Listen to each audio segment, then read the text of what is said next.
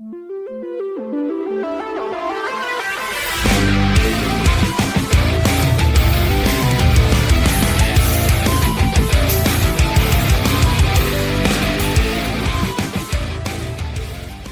guys, I don't know about you lately, but it's been super hot in the UK, and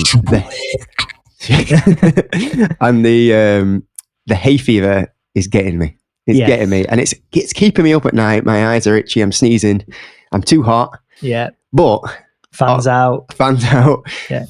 On that subject, what games keep you up at night? Like what's the? Oh, I need one more turn. Oh! I was thinking a different angle there. Yeah, I was thinking so because you couldn't do it.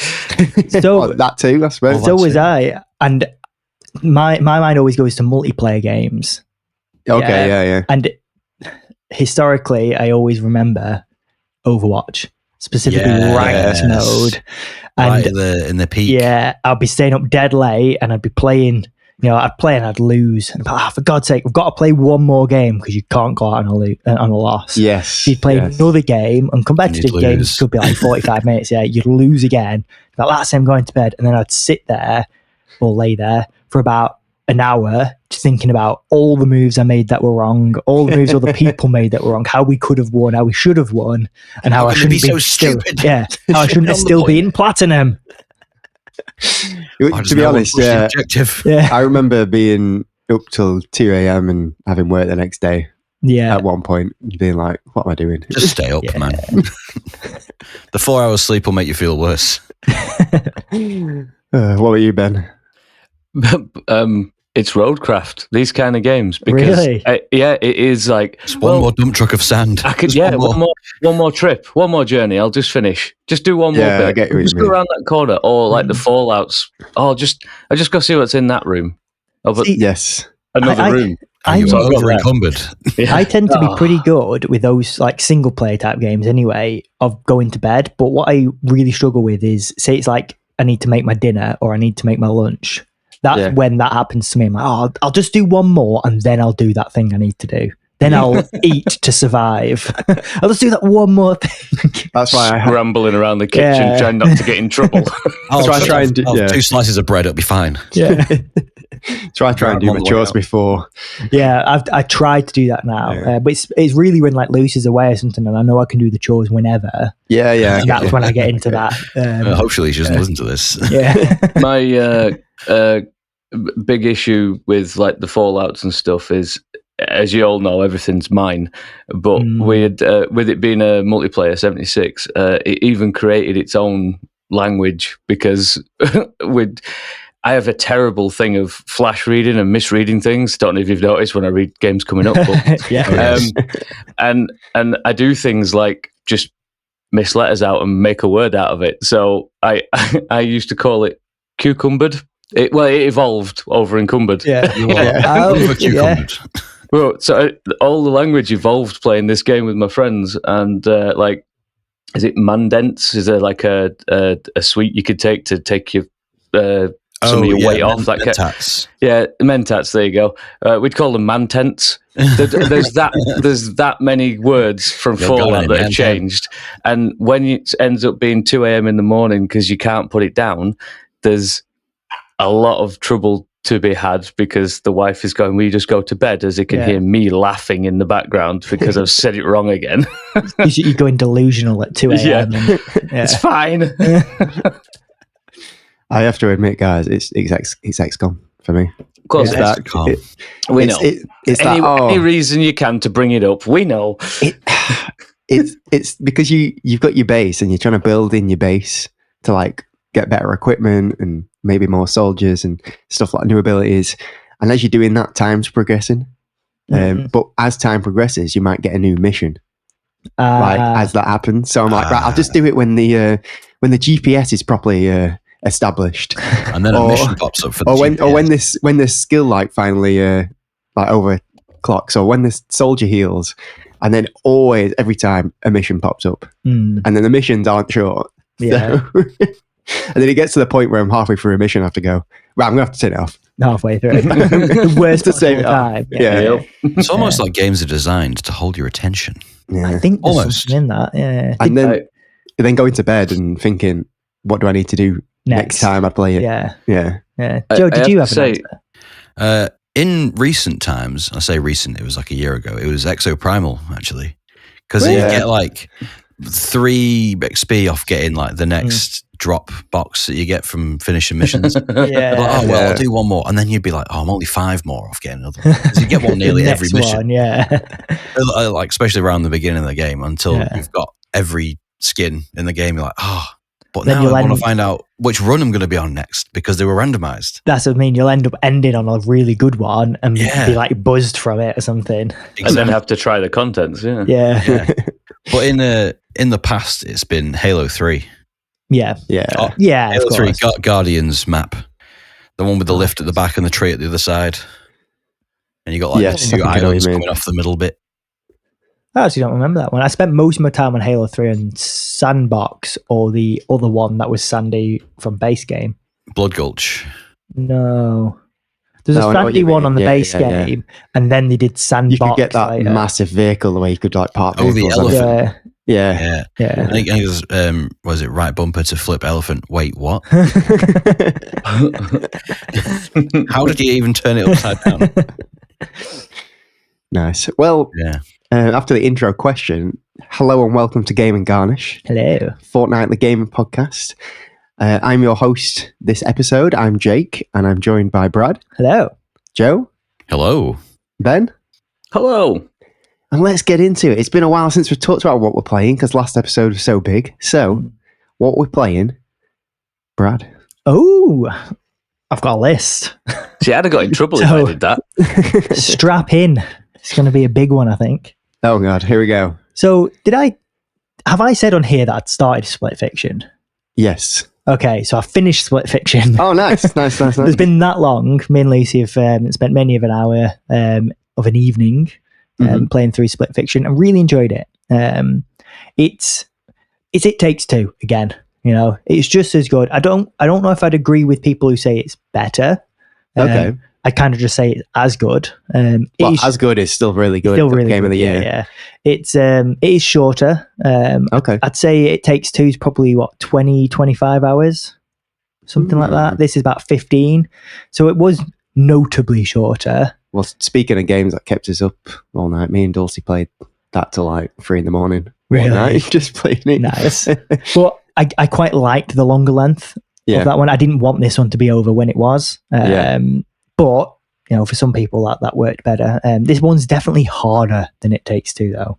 Okay. So bear that in mind. If you're going in, like It Takes Two, you could easily play with a complete novice. I feel like for this one, they at least need to have played It Takes Two and got to the end level of that, you know, in terms of ability. Because it's almost like a direct continuation in terms of difficulty from Split Fiction. It starts off probably as hard as It Takes Two ended. Like the first level, there's actually combat, you know. And if you're someone who's never played a game before, it will be hard. I see. But there's some really, really creative levels. I mean, there's going to be when you've got literally sci-fi and fantasy in the same game. There's going to be some really interesting. Can you switch it on a whim, or is it level based? No, it's based on the levels. Oh, okay. But they do some really interesting things. They also alternate pretty much all the way through. It's always sci-fi level and then fantasy level. Okay, I was wondering on that. See, I thought it was like one person saw it in sci-fi and the other person saw it in fantasy. No, so that's what made it hard to like tell people what needed doing. Because on one person's screen, it'd be something else. I get you, but no, it's literally just you'd play a sci-fi level and then you play a fantasy level, and then dotted throughout the levels, there's like I can't remember what they call them. They're basically side quests, but they call them something in game. I can't remember what they call them, but basically there'll be like a bubble in the world. You'll interact with a bubble and it'll take you to like a subplot, and the subplot is always the alternative. So if you're in sci-fi, the subplots are always fantasy, and if you're in fantasy, the subplots are always sci-fi. So it's always flipping it and keeping it really interesting. That's cool. And they have their own like mini mechanics in them. Sometimes really cool. Again, sometimes really funny. It is a funny game. I think it's well written. I think the only criticism I saw about it was people didn't like the writing, but I thought it was good. No, they're good. Good. It's thought-provoking when it needs to be. It's deep when it needs to be. It's funny when it needs to be. So yeah, really enjoyed it as a whole. As good as It Takes Two. So if you've played that, definitely play this. Nice one. No, I'm looking forward to finally the level playing is insane as well. Yeah. So, but I won't say why or give any spoilers. But I'm assuming mechanics-wise, or just there's a lot going on. Everything. Yeah. Okay. Actually, probably not so much mechanics-wise, but yeah, it just is. Just like quite chaotic. Yeah, it's great. So that was one of the main games I've been playing. I started Doom, the Dark Ages, which I've been enjoying. I'm not well far through it. I've done every type of thing now. So I've done the normal gameplay, I've done the mech gameplay, I've done the dragon gameplay. Cool. You're right, the dragon sucks ass. Yep. When I was playing it, like after about 5 minutes, it puts you down. Finally. I can just get back to and then you jump straight back on again. I'm like, no!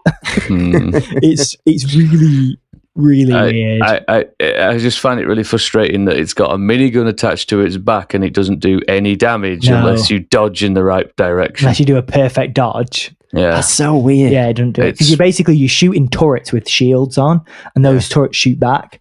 So you have to perfect dodge their attacks, and that empowers your minigun to destroy their shield. So what's the point in even having it? Have it like cast a fireball from its mouth instead. That's not very Doom though. It's not Doom. It's more Doom. But the dragon sucks ass. The mech was better, but it was still boring because literally all you're doing is walking and punching. But it's not like exciting particularly. It's just, it felt right though, didn't it? It felt big. If it was one level, yes, and I've only done one level. But I imagine it's going to crop up again. Yeah, me and too. It's going to get old quick. Are you much further in, Ben? 11 or 12, somewhere on there. Okay, about halfway through, I think. Yeah. But the main gameplay, really good. I'm enjoying it. Good. I'm not. I think Eternal's better. Like straight off the bat. This is what my one is going to be. Yeah. It is. I'm like jumping and I'm trying to double jump and dash and grapple and do all that, and I can't do any of it, and it's not there. But it's weird because they said that you're going to feel slow and tanky, but the actual general movement is still pretty quick. Yeah. So then the fact that I don't have the agility like in the air, or you don't even have like a dash on the ground. Really? I thought you're going to have a strafe, so you could strafe left, right, but you don't.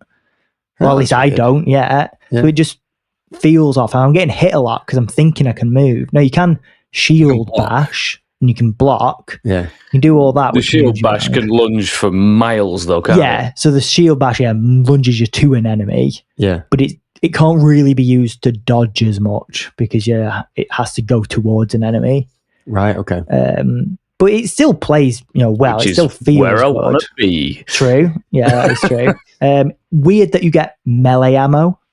Really? Yeah, I thought that was odd. Yeah. So you can only punch 3 times. You have to and then you have build to up. recharge it or find ammo. To be fair, in Eternal, you had the blood punch, or whatever it was called. Yeah. And that it had to recharge. Yeah, but you had but that was like a big. But you also had the chainsaw if you got required close. fuel. Yeah. Which required fuel, but makes sense as a chainsaw. Yeah. So. But he gets a tired arm. Leave him be. Yeah. But you could still standard punch. Yeah. It wasn't very powerful though.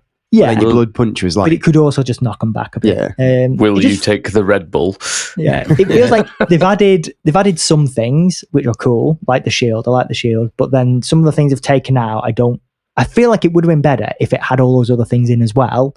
Yeah. And then you just had the shield instead of maybe the chainsaw, but you could still do all the dashing and stuff. I feel like at least strafing. At least that's going to be in the next game, Doom Ultimate. Yeah, everything is here. Yeah, you get something to replace the gauntlet soon. Yeah. Oh, I've got the mace. The mace, yeah. I didn't know if you've got it or not. The flail. Sorry, the flail. It was in all the trailers. Two types of flail, and there's one that's a gun, and the other one that's just a melee weapon. Yeah, I've not got the gun yet, but I've got the melee weapon. But gameplay wise, like generally, it still feels good. Good. Which is great. The soundtrack is fine. I agree it's not as good, but it's not like terrible. There are moments, and I think it might just be my speaker. I've heard it's a bit of an issue with Doom, the frequency of like the audio frequency, it can go a bit funny sometimes, and you have to play like the speed settings. up or slow down. It just goes crackly and a bit like there's so much going on. You can't decipher anything, and it's all just a bit like. And I'm like, that sounds like Mick Gordon. True. But how much of the story have you followed so far? The story, again, yeah. I feel like I am being quite negative. The story is pretty trash. What story? Yeah, I don't know what's going on. No idea. I'm just going over and punching stuff. It's fun. Yeah, that's the thing. Everything that I'm saying I don't like about it, and that's a bit bad, it's because it's taken me away from playing the game. Okay. Which is the bit I want to do, the bit that's good. Yeah. Just keeps taking me away. I see. And then it prompts you to start skipping stuff because you're like, well, I was shooting that. Do you have to talk to me now? Yeah. Skip. But I'm going to still continue with it. I'm going to finish it. I'm still going to play it. So. Me too, but it's a good little side one for streaming on the Steam Deck. That's how definitely. I'm mainly playing it, so I can do half an hour here and there before bed and stuff. That's why it's taking a while. I'm finding it's a hard game to play in long stints. Yeah, there's no intense moments, is there? You're not putting. You're not going to bed. Yeah. Well, I turned it up. I turned the difficulty up, so I've not. Normally, I stick it on medium, which I think is the second difficulty. Yeah, I'm just midway. The third one.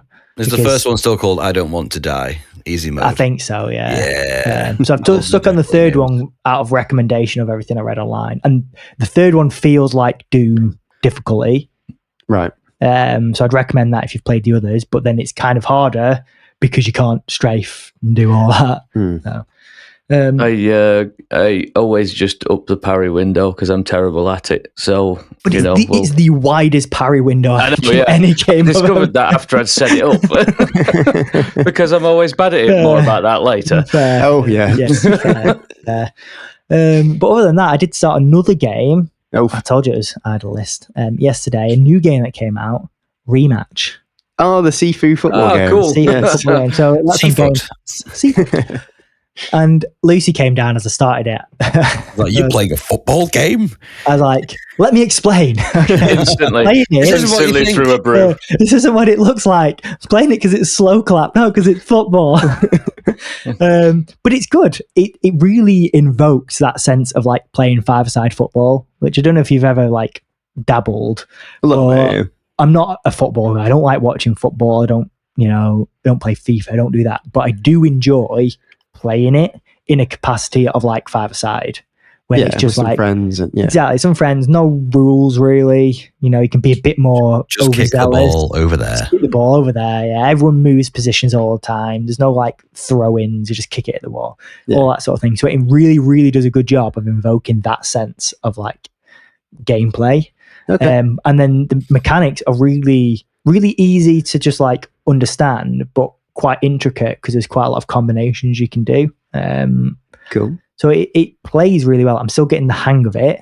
It's little things like when you pass the ball, for example, you move with the left stick and you aim with the right stick if you shoot. Oh, that's odd. Okay. Well, that's like any game. Shooter. Yeah, imagine a shooter. Yeah. No, it's third person. Oh, that's even weirder. No, it's just like a third-person shooter. If you were moving with your left stick and you were aiming with the right stick and you press right trigger and it shoots the ball where you've aimed. I get what you mean. Yeah. It's weird for a football game. Shooter. Yeah. But what's weird about it is if you're passing the ball, it doesn't go where you aim. You aim them with your left stick. So the idea being there is you can be looking one way and you can pass the ball another way.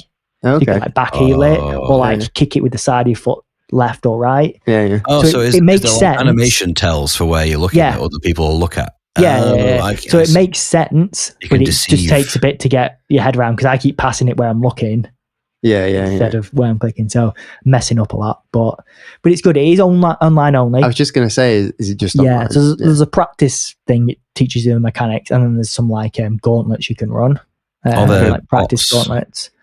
But there's not that I can tell anyway. There's not any AI like bot versus bot modes. Okay. So if you want to play a game of football, it's online only. Okay. There's other than ranked mode, there's 3 game modes. There's 3v3, 4v4, and 5v5. Right. And it sort of says 3v3 is to learn the mechanics, 4v4 is to learn positioning, 5v5 is the hardest, put it all together. I see. So far, I'm enjoying it. You just play as one guy? Just plays one guy. Oh, and wow. it's kind of like Rocket League in a sense. Yeah. Is the ball oversized? No. So do you have to like go, I'm going to defend, you're going to... Kind of, but it's like five-a-side where you're always swapping. Yeah. So you kind of all push up and then someone's like, fly keeper. Hardcore, aren't they? So you can do the full length without thinking about it. Yeah. And then you're like, no one's in goal. Quickly run back and pick up fly keeper. There's no keeper then? No, but if you go into the goal area and you're the only one in there, your gloves will appear and you'll become a keeper. Okay. Your controls change. That's kind of cool. Like you turn into strafe mode. There's a defense mode, so if you hold L triggers, so if you're out in the field, you become defender, if you like, and you sort of strafe mode a little bit, and you can like tackle different directions. If you're in net, then you go like keeper mode, I suppose. But if you're not holding L trigger, you'll just run around like normal. Okay. Do you hold your hands up like Mr. Mime? You know, like yeah, and you like automatically pick the ball up and stuff like that. But fair enough. But it's really fluid. It works really well. I can definitely recommend people playing it. I'm gonna have to give it a go. Yeah, I think it's great for anyone to give a go if you've got Game Pass. If you like football, you'll probably really like it. If you don't like football, you'll probably like it because it's different. Its gameplay and it's different. Yeah, it's not a self-serious. Is it just on Game Pass? It isn't on the PlayStation one? No, just on Game. It's on PlayStation, but you pay for it. It's only on Game Pass for free. Okay. It's not a full price game though, is it? It's like £30. £20. £20, that's good. Yeah, so it's but I mean, I would love to have a game with you guys at some point because there is a 4v4 mode. Yeah. You could have a full team. Yeah, so full team. So maybe we should set that up at some point. I'll get it downloaded. Yeah. We'll do terribly. Yeah, I imagine. But when you just play right, like at the moment everyone's learning it, so everything's dead sloppy and someone will just like scramble the ball and just run and kick it in. But I can really see it working at like higher level play where people are like crossing it in and someone's doing a trick and a rainbow flick and a volley and it's like you can do tricks. You can do tricks. That's cool. So cool. Nice one. That was a big list. That's me. That was you. That's me. Nice one. Yeah. Well, we'll move on to Joe. Well, in stark contrast, it's a very short one from me this time because I've only really played one game that we've not talked about yet. Because I did play a bit of Monster Hunter because there was a title update. You can be Akuma from Street Fighter now. Oh, nice. You do a couple of quests for him and you go and craft his armor, and it's basically the skin from Street Fighter 6. Oh, fair enough. Cool. And you get an item in your item bar where you can use his moves from Street Fighter 6 in combination with the weapons that you equip. That's cool. Yeah. So you can either your swords or your lance or whatever, and then you put them away and you can do the combos. They're called assisted combos because you've always got to press X first to start the combo because that's how you use your items. Yeah. And then you can press Y or B to do different attacks. It's cool that it's an item. It's so good. And you can get his Hadouken as well, his Dark Hadouken. Nice. You fire it from your slinger, but he does the whole arm movement to fire it. And it does like knockout damage. You can knock wyverns out of the sky with it, which is very satisfying if you pull it off because the projectile moves really slowly. Yeah. It's about as fast as it does on Street Fighter, to be fair. That's cool. That sounds cool. To finish off monsters as well, you can pop the wounds. So he does that combo where it looks like 1,000 punches and the screen goes black. And if you kill a monster during that, it says like KO on the screen. And you just see like a flaming kanji on his back. Little things. Yeah, it's one of the best like collaboration events they've ever done. I mean, people always go, "Oh, it's another Street Fighter one," and usually it's just the skin you can get as a like another Fire Emblem character in Smash. But this one was like super well done, especially since he's got dialogue in the game and he's got a voice even deeper than mine sounds right now. But other than Monster Hunter, I've played this game called Dicey Dungeons. Which is that like Dungeon Dice Monsters from Yu-Gi-Oh! Episode 46? Oh God. There might be a small obsession that no one's talking about. Yeah, we'll talk about Yu-Gi-Oh! At some point. Yeah. Oh, great. What is it called? Dice Dungeons. Dicey Dungeons. Dicey Dungeons, okay. It's a turn-based battler where you play as a dice, but it's a D&D class of dice. Yeah. So you start off, you can be, they call it the warrior. And your power as that dice is you can re-roll dice. So every turn you get 3 dice at the bottom, and you can select an ability for that dice to go to. Say like you've got a sword, and you can get something later on called a battle axe. And each one of these does different things with the dice. So the sword just does the dice number as damage to the monster. But a battle axe, it does it times 2, but the max you can put in it is a dice that says 4. And they're all like D6s. Yeah, it sounds like Dungeons and Dragons, to be honest. It is a bit. Yeah. But the art style is really cool. A little bit Cupheady. Cool. But more painterly. Yeah. And it's basically a live game show is what it is in the lore. And if you survive, you get to get out of hell. And if you don't survive, well, you stay in hell. Yeah, cool. And all the dungeons are in hell. Yeah, it's really cool. And really cartoony and fun. And some of the monster designs are really funny. Like there's a Medusa where all its eyes are closed because it's holding a mirror. So if it opens its eyes, it'll turn to stone. But it's got like poison abilities that lock your dice off. So you can only have like one action. So it's turning you to stone in essence. Yes. But it was really fun. Only £10. So I was happy to pay for this. Yeah.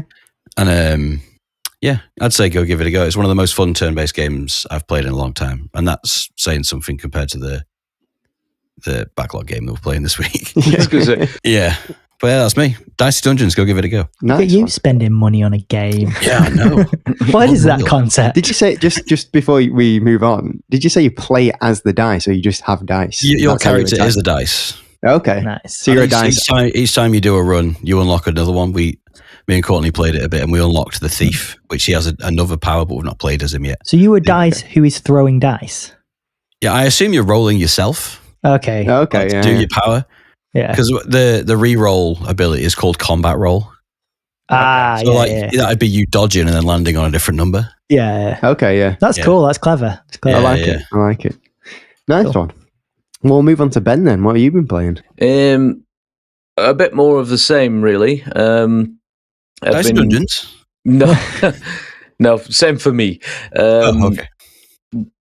Obviously been hitting Rollcraft and that keeps me up at night.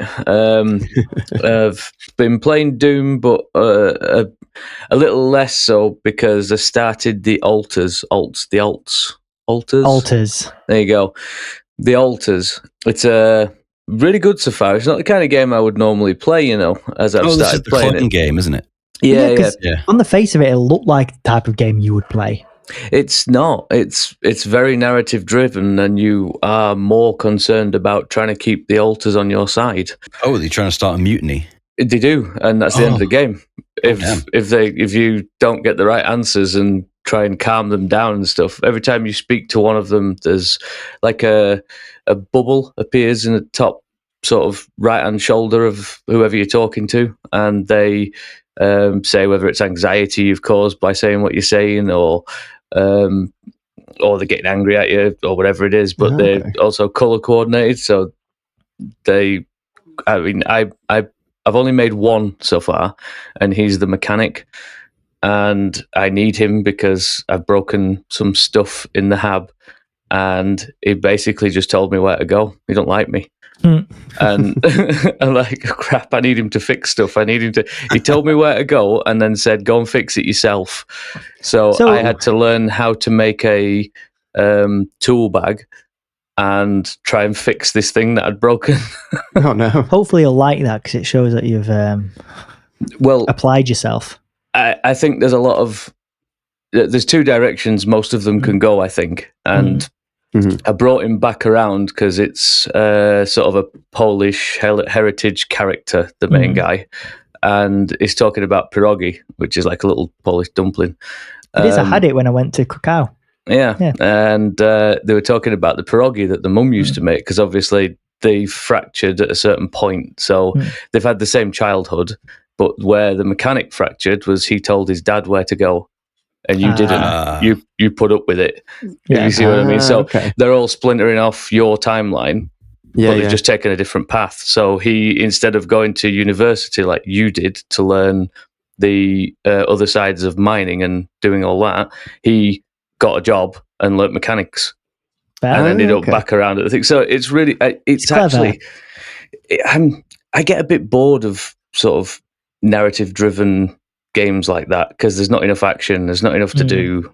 But it's actually, I want to know what's happening. I want to know what's next. I'm enjoying it. It's such a cool concept. Yeah, it's good. In the narrative area, does it feel a bit like a Telltale game? Not sure, because I've never played one. Oh, right, okay. So the Telltale games are like Decision-making games. Yeah, they're like interactive movies. Where this isn't like that, is it? No. You are still burdened with mining. So the hab unit drives itself. It's like one big wheel with the hab inside. You have to go out, don't you? And you have to. Well, when I first moved it from where we were, it was dangerous. I think there was something to do with the sun exploding, and that's why we need to get off this planet. Yeah. So I first moved it from its original place to try and get more ore or different types of ore, looking for certain things. And basically, we've proven the fact that we can get a specific ore that makes clones. Okay. Yeah. From here, and it's the AI that runs the ship can use that to create more versions of you. Fractures. Please tell me it's called Clonium. It's not. Begins with R. Never mind. I'm not going to get it. So I've just moved the hab, and it's journey 1. So I'm assuming there's going to be a lot of journeys where I'm trapped inside the hab with the people that hate me. That's cool. So you said before, is there a fail state? I was just thinking. Yeah. They lynch you. They if they don't like you, and there's a few of them apparently, you'll fail the game because they'll just kill you. Do you just start again then, or do you go back to a checkpoint? Do you know? Or? Yeah, or is it like a roguelike where you keep some aspects that you've learned? And I'm assuming you go back to a save state, or it's end game. Well, I'll be interested to hear, because I would be frustrated if I lost everything. Yeah, I don't know, with the exploding sun, maybe. But if it's not like a super long game, I wouldn't be too bothered. To be fair, I think it's a very cool concept. Yeah. Going outside, like, it looks really nice. It's all dark because the planet's destroying itself and there's a storm or whatever's going on. You can, as tech's evolving, so when I got the technician on board, he started evolving some of the equipment I had. So he told me that when we stopped. He said, so I've made some improvements for you. Obviously, I was kissing ass as much as I could. Please, thank you. Tell me all about it. And some of the stuff he's given me is the capability of machine mining rather than going and digging out deposits now. Yeah. So I can put out a mine and link it back to the hub when it's parked, and that's doing a lot of the work for me. So the way it's designed is you really getting quality of life stuff as you go. Yeah, okay. Nice. Sounds like a U game. Mining, automated mining, tick. I get bored of narrative in games. That's why I have no idea what's going on in Doom, because I want to play the game. But narrative is probably a loose term for what's going on in Doom. I don't know, I've seen a guy with some horns. He looks kind of bad. Yeah. But I'm surprised that it's hooked me as it has. That's cool. I'm glad, because it was something you were really looking forward to. Yeah, I just I waited a year. Yeah, I was debating it for my backlog game, but I decided just to go for it because I couldn't wait. Yeah. Cool. And other than playing Doom, as I said, I think that's it. Nice one. Well, loads of games, guys. For me, I have only been playing one game, and it's the game we're talking about for the Backlog. I expect you to have finished it then. Not quite, but we'll get to that. So we should probably move on to Badoo. It's the news. So obviously, it's just been Summer Games Fest, so it's a sort of slow couple of weeks. There's been a few trickles. Yeah, but there's been a bit of news. There's been a bit of news. So the big one being Marathon has been delayed indefinitely. Yes, to the surprise of no one. Yes. Actually, I was surprised because I thought dead. True. Is this not the same thing? No. So indefinitely, it's a very melodramatic word. It's indefinitely just means that they've not said when it's coming back out. Not said when the new release date is. Yeah. They have said the new release date will be announced in Q3 of this year. So so it has been delayed indefinitely, technically, but we will hear about it soon. Yeah. I mean, some people have speculated it'll be like mid next year.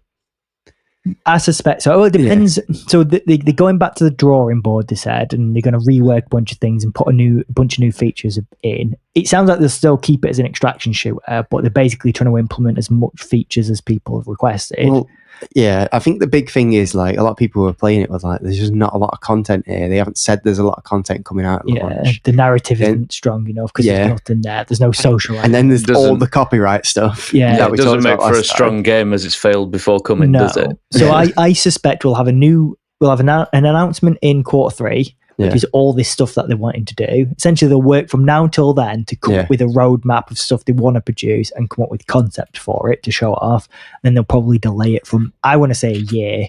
Yes. I want to say it'll be next September, October sort of time. And that should give them enough time to implement it and give it a buffer from, what's the one? Arc Raiders. Arc Raiders. So that maybe people can be waning on that a little bit. The big question is it going to be enough, whatever they do? Because I think it was going to be Concord 2. But it's now tainted. At least they're trying something, because what did everyone say when Concord had its beta? Said delay it, please. It's not all is lost. Just work on it, and they didn't. Came out, it failed. So I'd rather they did this and tried. Oh, same, definitely. It's just whether it dies in the process. Yeah, but they definitely needed to delay it. Definitely. I mean, at least it hasn't had £1 billion poured into it. It's had a lot though, and it's also if you're leaving something like unending, it drops out of people's mind. It fails to gain its momentum in my mind. Yeah. So I think that could be a sign it's going to go. Personally, maybe, but possibly they can bring it back up with a new sort of media hype cycle close to the time next year. So we'll see. I'm a bit more hopeful because they've delayed it, to be honest. I don't like to see things fail. It's not. I also think it should be free at this point. And I think that might be part of what they rework. Yeah. Because Arc Raiders isn't free. Yes. So they are going to be able to compete. It's a new Bungie game. It's a free game. They'll be able to compete if it's free. If it's not microtransaction. And that's the only problem with that, Unless they do that thing that Exoprimal did, where it's free on one console, not the other.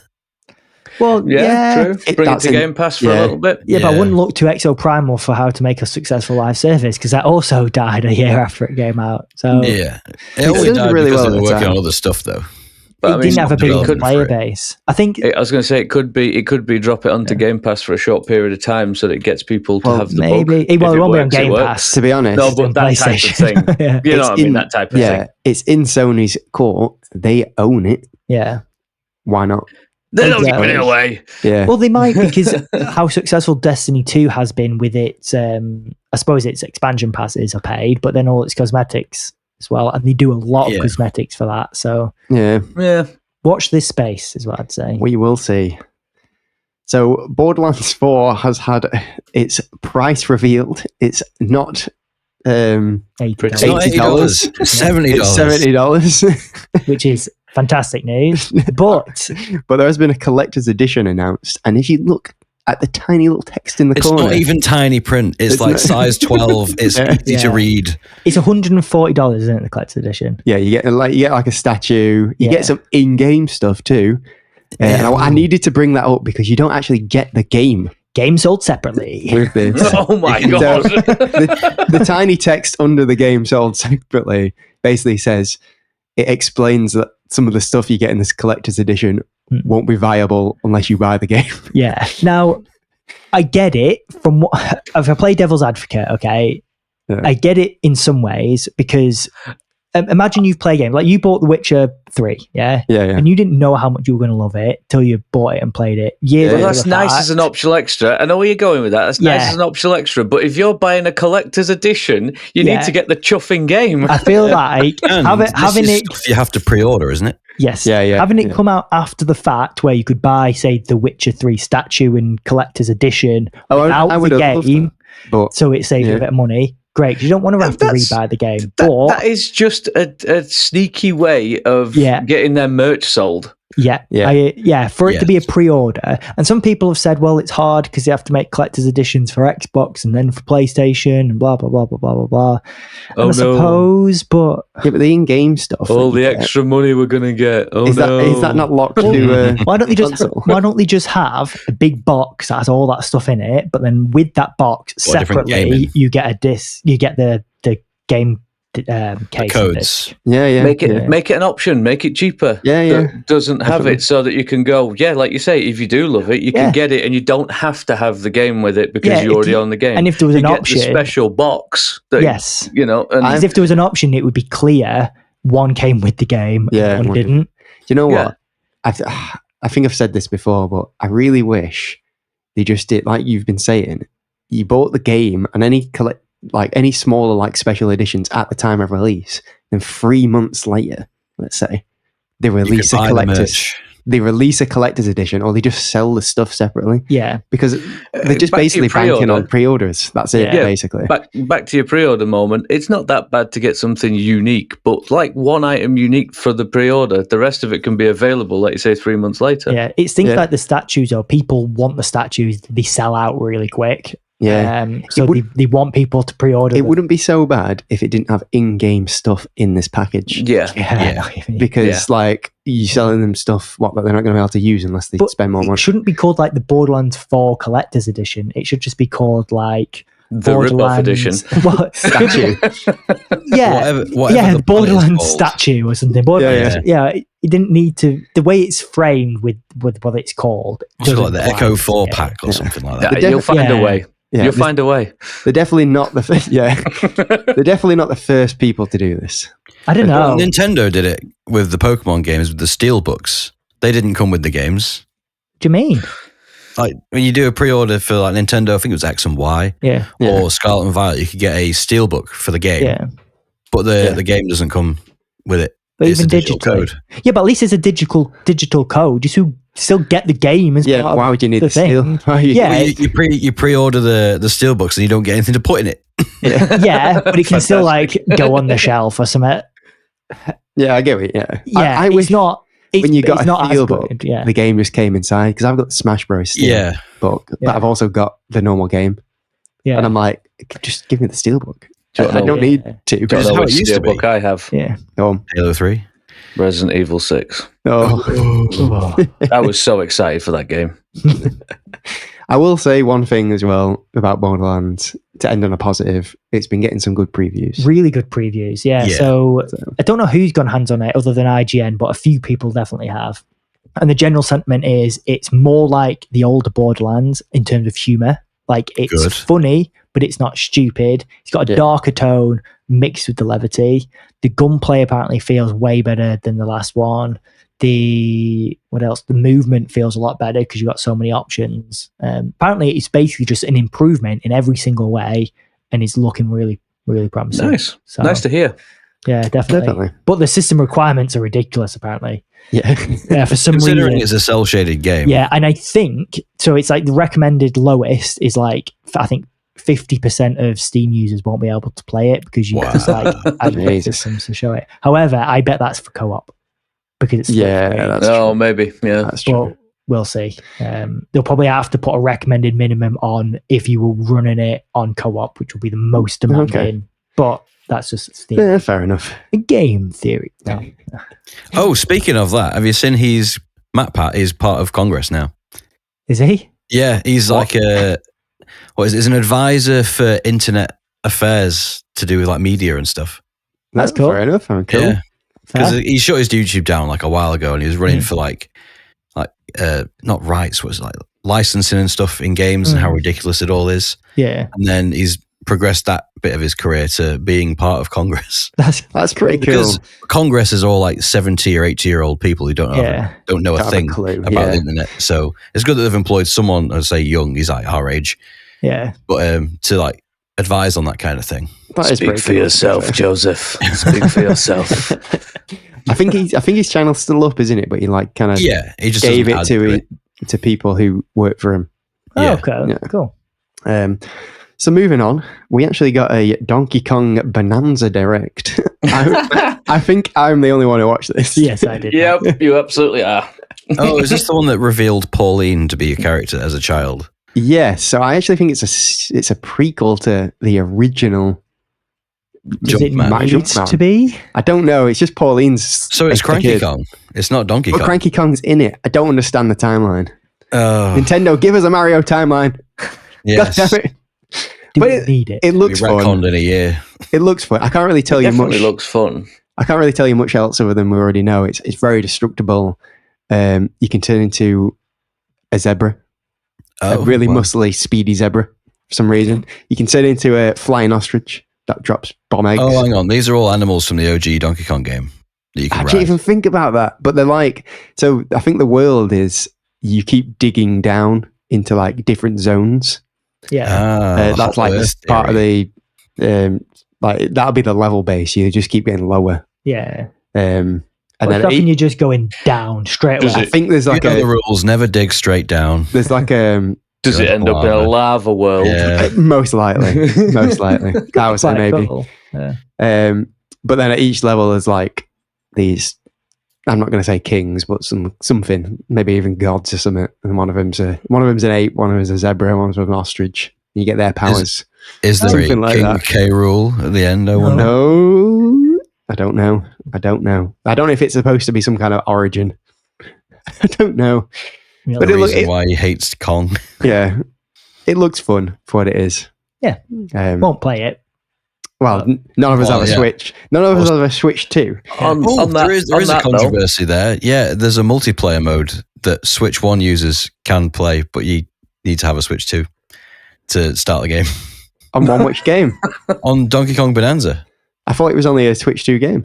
It is, but you can multiplayer with the Switch 1. Like screen send or something like that. Oh, okay. So you can, if you know someone who's got a Switch 2 and you have a Switch 1, you can still play it a bit. Okay. It's kind of like, so they did show the co-op, and it's kind of like when you play as Cappy in Odyssey.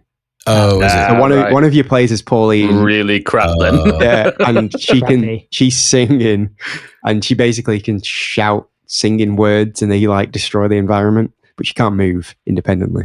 Is it as bad as being Luma in Mario Galaxy? I think it's a bit better than that. You basically you're strapped on. So player one is Donkey Kong, but you can just go, it's for and destroy things. I think it's for like kids. How's it go? Yeah. For like when the parents playing, but the kid wants to get involved in something. Yeah. And Pauline's a kid in this, so there you go. Yeah. Ben was slightly alluding then, weren't you, to should we talk about the Switch 2?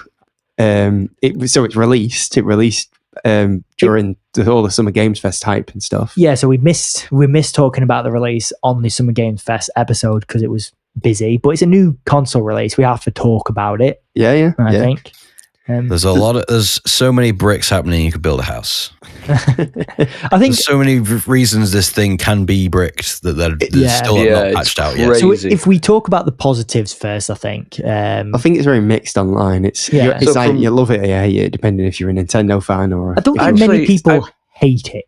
I've not necessarily seen that even. I've seen people that were on the fence about it and are very much enjoying it. Yeah. But I don't know whether they had a Switch 1 to start or whether they've just gone into a new console and gone, hey, this is actually quite good. Because, I think the sentiment I'm seeing is if you've only got a Switch 1, then it's a no-brainer upgrade. Yeah. It's great. If you've got a Switch 1 and other consoles, then you have to weigh up how much portable gaming you play because it kind of just brings it more in line with those. People who have like a portable PC, like a Steam Deck or a ROG Ally or that sort of thing, it's a hard thing to compare to because obviously it's a lot cheaper, but it isn't as good. You've also got the exclusives. But then you've also got but there's only one new game technically out on it, and it's Mario Kart World. And I've heard the rest are Switch 2 upgrades from previous games. But I've also, on the same note, I have seen Nintendo fans going, it's just not quite it. It's quite mid. It's not, I've heard I can't recommend it right now a lot. Yeah, because it's just not enough. There's not enough content for it. There's not enough of a hardware change or upgrade to warrant not enough games. Like when the PlayStation stick drift in weeks. Yeah. When the PlayStation 5 came out, there weren't that many games. You could argue there's not that many games now, but things like the new controller effects and the new sort of things they could do with the games, you could start seeing that in some things relatively early on. Whereas with the Switch 2, it's a lot of old tech that's just finally been brought to the Switch. Yeah, it's like 7th generation old hardware at this point. Yeah, but still, it's good. Battery life's apparently crap as well, but you know, general consensus is it's okay. the things I've seen people talk about was they love the fact that the Joy-Cons are bigger. Yeah. They feel bigger in your hand. Screen's way better. However, larger as well. Yeah. However, the stick position is really cramping for an adult because it's so far over on your right hand. The mags aren't as strong as they should be. Is a big one. And is one I've seen. There's worries that they'll degrade over time as well. Yeah, because if they're starting out like that, that's a little bit wobbly, isn't it? And it's still the same. Trying to connect. We've all had that switch moment. Why is my Joy-Cons not connecting? Tapping all shoulder buttons, going, just do it. And some people are saying the staple is a bit awkwardly placed in the screen as well. Oh yeah, from the box. I suppose putting the receipt to for the listeners, there's been a lot when it first came out. What was happening? So there were stapling receipts. Yeah, stapling receipts to the box, and it go through the box into the Switch because the plastic screen protector that comes with it. Because the actual Switch is right up to the surface, so it's the first thing you open when you open it. I watched an unboxing just to see why. Seems a really bad idea for reasons. Just put a layer of something. Yeah. Just in general, because if you drop it, it lands on it. Because the box looks small as well. Yeah, weird. They've tried to make it as small as possible, I think. But, does it come with a plug? I don't know. I don't know because the Nintendo DS. The later DSs didn't. Oh yeah, it definitely comes with a HDMI. I remember somebody commenting on that, but I never saw the plug. HDMI is a bit of a weird thing to come with, though. I don't think it'll come with a plug because I'm pretty certain the original Switch didn't. Yeah, it did. It came with an AC adapter. Yeah, for the base. Yeah. Oh, of course. Yes. For the I thought you just meant no, but I wonder if they've done an Apple. Have they just included the dock with no plug? Maybe. And they expect you to use your old one. And then you can't get rid of your Switch 1. Yeah. But then you were alluding to before, Joe, about the bricking. So yes, a lot of people are finding Nintendo are bricking their systems. Now, a lot of the time, you could argue it's warranted because people are like hacking into the systems and installing third-party software. I get it. But for me, it sets a horrible precedent that they can just brick it. That scares me. That scares me. I think a lot of the people that have like actually had it bricked at the minute are literally putting in like third ROMs. Party.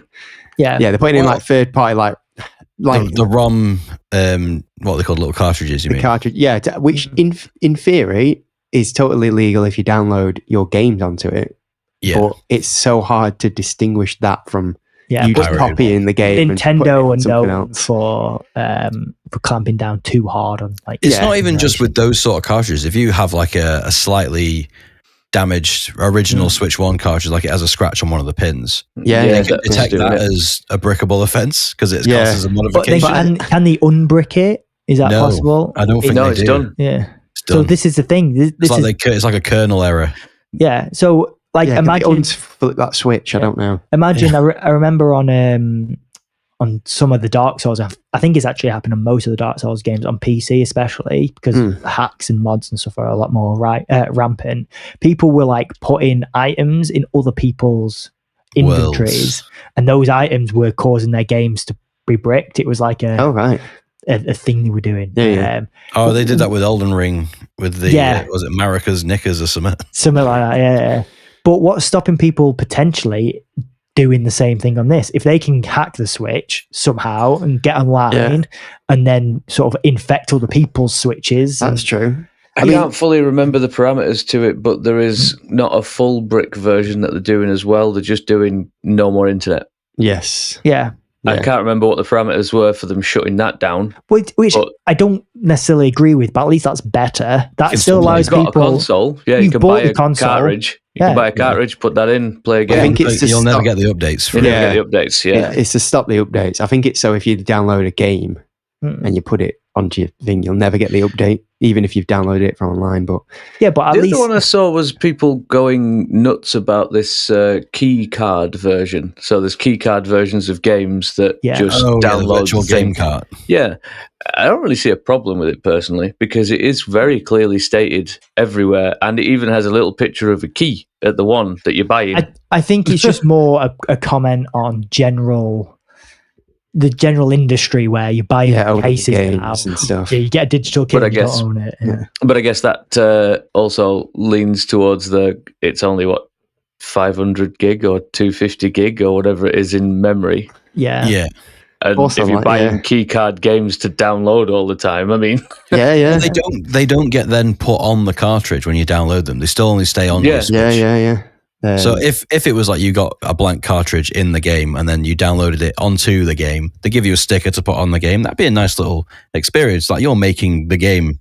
Yeah, you put yourself, it on and then you could like lend that cart to somebody. But no, that's not how it works. You only get. It's just like when you get a disc game now. You download the game online, and the disc is your license. Yeah, just a quick one because I don't know. Do you actually have to have the card in once you've downloaded it? Yeah, that makes it worse. Yep. I don't think people it's the exact same as buying a disc game now. Yeah, people don't tend to mind digital only. So, like PC, for example, no one has a disc drive anymore. You don't buy games on PC. Speak for yourself. Most people. So I don't think people have an inherent problem with digital games. I think it's when they're being led to believe almost that it's not. And yes, it has the key. I get it. You just don't own it, technically. It's like you get in a box. The box has a space for a key card in it, but there's nothing in it. It's like, no space for a manual that you're not going to get. Yeah. It's a bit weird, but I am worried about the precedent that Nintendo are setting with the bricking. Yeah, because once you own the console, you should be able to do whatever you want with it. If that thing that you're doing with it is illegal, then they should be able to do something about that in terms of like prosecute you for it. But I don't think they should be able to take away. I know your purchase. It's not purchase. Like So I saw somebody online joking about it, and he was basically doing like a skit. And he was playing Nintendo, and he was like, "You don't own your consoles. Yeah, you're just renting them." Basically, imagine, all right, you buy a new TV, £1,000 TV, and you buy a dodgy Amazon Fire Stick, and then LG shuts your TV down. That shouldn't happen. The people who you're streaming their stuff from, their content, should be able to prosecute you. But don't give the BBC an idea. You know, the whole problem with that, Brad, is that Nintendo owns all the games as well. Yeah, true. But anyway, it's been very mixed. Online. So I would say just hold out and wait to see what happens, because a lot of these problems are either going to get fixed or become worse. Yeah. On the brighter note, there has been a bit of a comedy aspect in the speedrun community for this. Is how quickly can you brick a Switch 2? And I think the record is 2 minutes because they go to a public Wi-Fi McDonald's and download the update, and because the Wi-Fi is intermittent, it bricks the console. Oh, nice. Jesus. Wow. So you download half the update. Oh, that's a modification. You know what? I didn't know that, and I wondered what on earth Sophia was going on about. She was like, McDonald's Wi-Fi then? And it just makes sense now. I have no idea. She was like, "Oh, can we play the Steam Deck on a McDonald's Wi-Fi?" I'm like, she's trying to break your consoles. You don't really need Ground to. I don't know what you're talking about. Yeah, a bit of other news. Moving on. Resident Evil 9. Oh yes. So last episode, we talked about Resident Evil 9 being shown at Summer Games Fest, and we said in that episode, we don't know if it's first or third person. Yes. By the time the episode came out, we did know that it's both. Yes. So you can change the settings, don't you? Yeah. So third person for me. Yeah, first person for me. So you can toggle it on and off. Apparently, it does say recommended first person, but you can toggle it. So that worries me into thinking that is the third person, a bit like how it was in the DLC. Come on, fixed camera. Well, the thing is, there's a Capcom Direct. There is. It is, and it's next week. So again, this episode will be out after the Direct. So all the information will be old.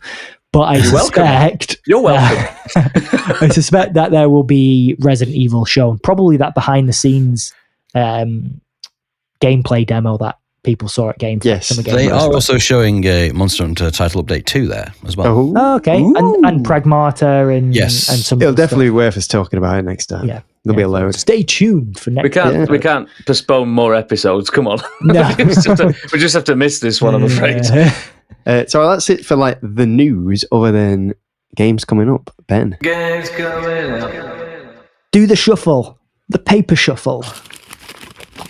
Well, Russell. Oh, that was very good. Was that good, Russell? Yeah, it was good. Yeah. I've actually ripped a couple of pages out by accident doing that. I regret it. That was so good. I feel like I'm directing Doctor Who. Okay, games coming out. Yay! Tony Hawk Pro Skater. Hulk Skater 3 and 4.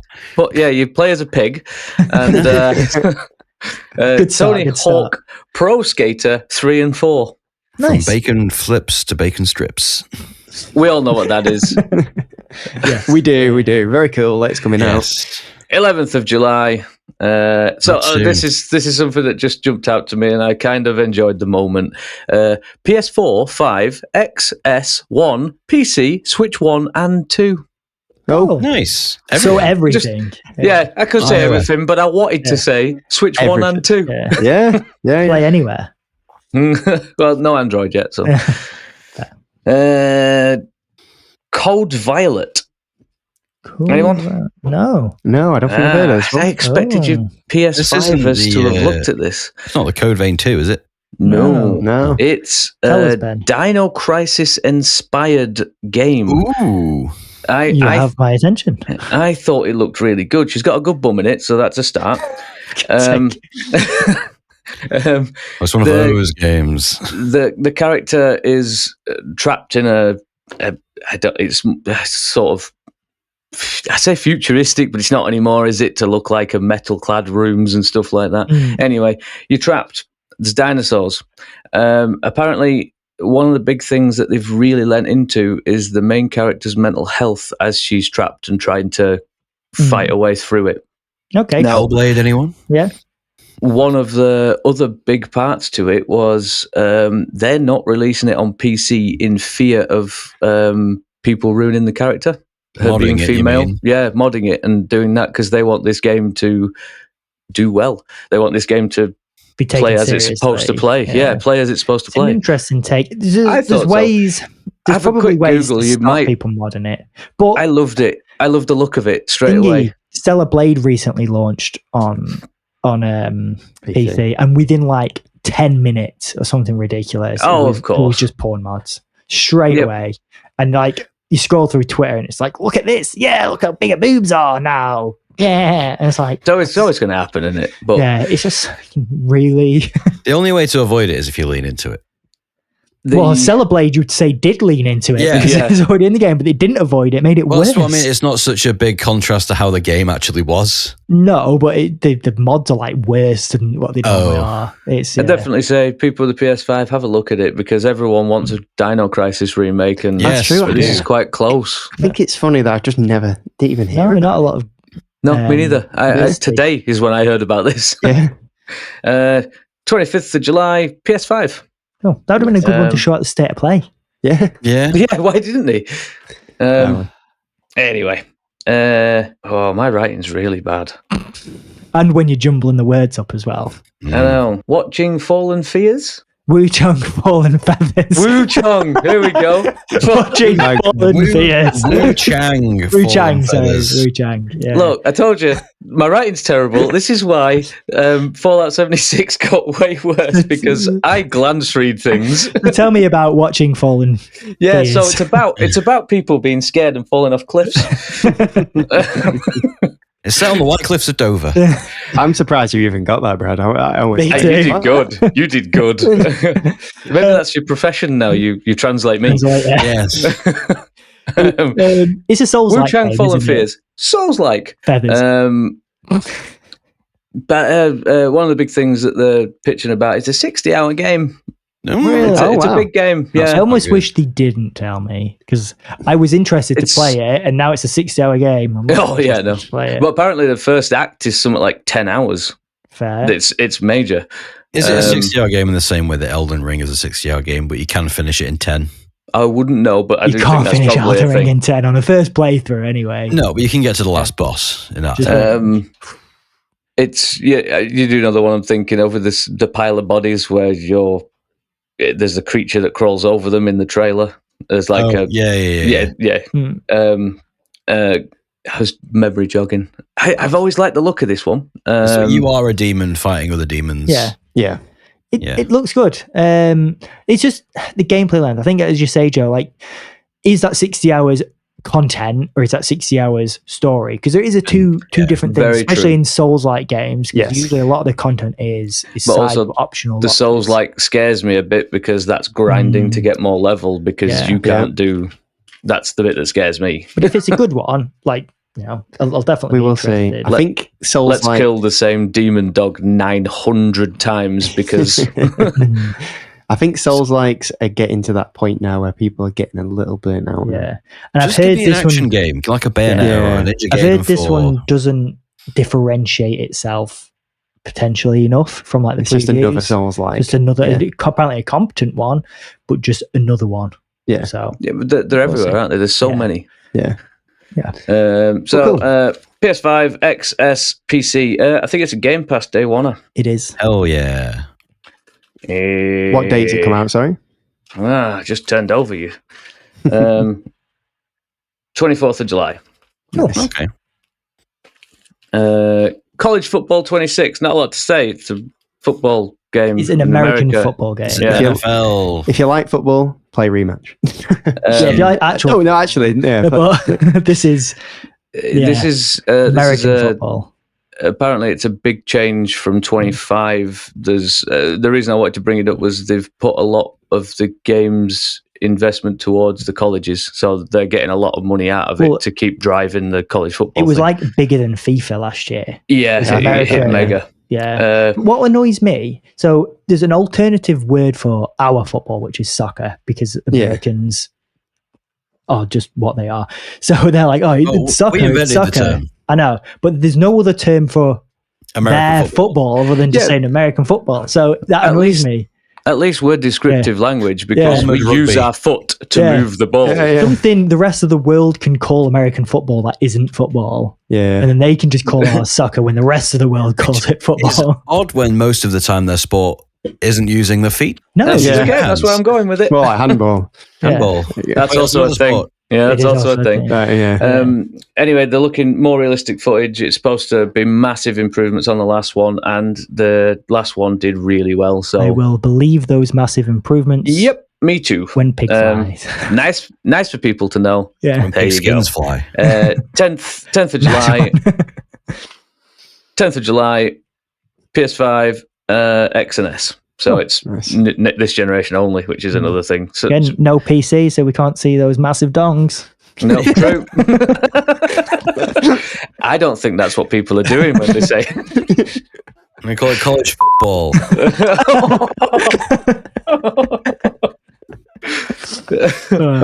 Or just big balls. College big balls. Tales of the Shire. I've been looking forward to this for a while. Yeah, cozy sim in Middle Earth. You play as a hobbit. Apparently, one of the biggest things about it is it's very deep in Shire lore. So, cool. Okay, Sharia law. Sharia law. No, that's a different thing. Okay. Hey, we're not getting political this time anymore. Shire law. Okay. So that's one of the things people are very excited for because the Shire. Full stop. Yeah, I want to live there. Let me live there. Oh, this might be that cozy game to live in. A previous question. Yeah. 29th of July, PS5, XS, PC, Switch. Not Switch 2. It didn't say Switch 2. But it'll be playable. Yeah. It's not optimized. Special. Not special. Killing Floor 3. Okay. Still making these. Okay. I didn't know that was out, Yeah. Fair dues. First-person shooter, direct from Killing Floor 2, 70 years after, and it's overrun in the Demons and Monsters or whatever it is, the things that you make blood out of. I think that the previews weren't particularly positive a few months ago, so they delayed it. So hopefully they've done something to improve that. They've listened to the communities and they've gone, right, fix it. So, good enough. 24th of July, PS5, XS, and PC. Nice. Mecha Break. Yay! Joe, take it away. Lasers, guns, missiles, mechs. That's it. One thing, is it a PvP thing? It's PvP. It's free to play. It's a PvP thing. Yeah, okay. Free to play. Yeah, I'll give it a go. PvP VE as well, because it looked like in the last trailer there was like a lot of monsters and stuff you had to defeat.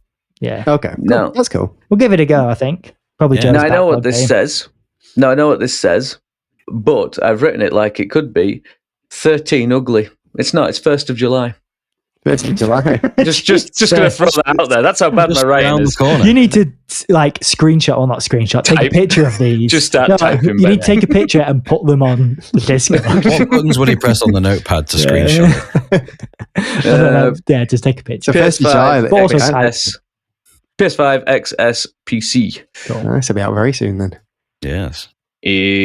Grounded 2 early access. Nice. So we've all been made aware of this recently. Now, Yes. some of the things I have seen after the last episode was the ants, the mounts, soldier ants, which is great. But I've also seen an armored spider as a mount.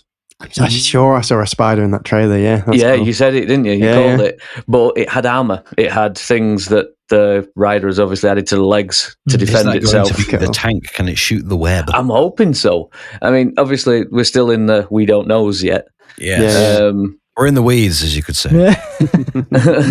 I'm hoping it's got a lot of content. It's an early access. That's the question mark I have. Is as we said before, though, the assets are already built. They're just bringing them on. Hopefully. So they'll have had more time, I would have thought. And well, exciting times. Definitely. They must have a massive team over there. Absolutely. No, they're all really small.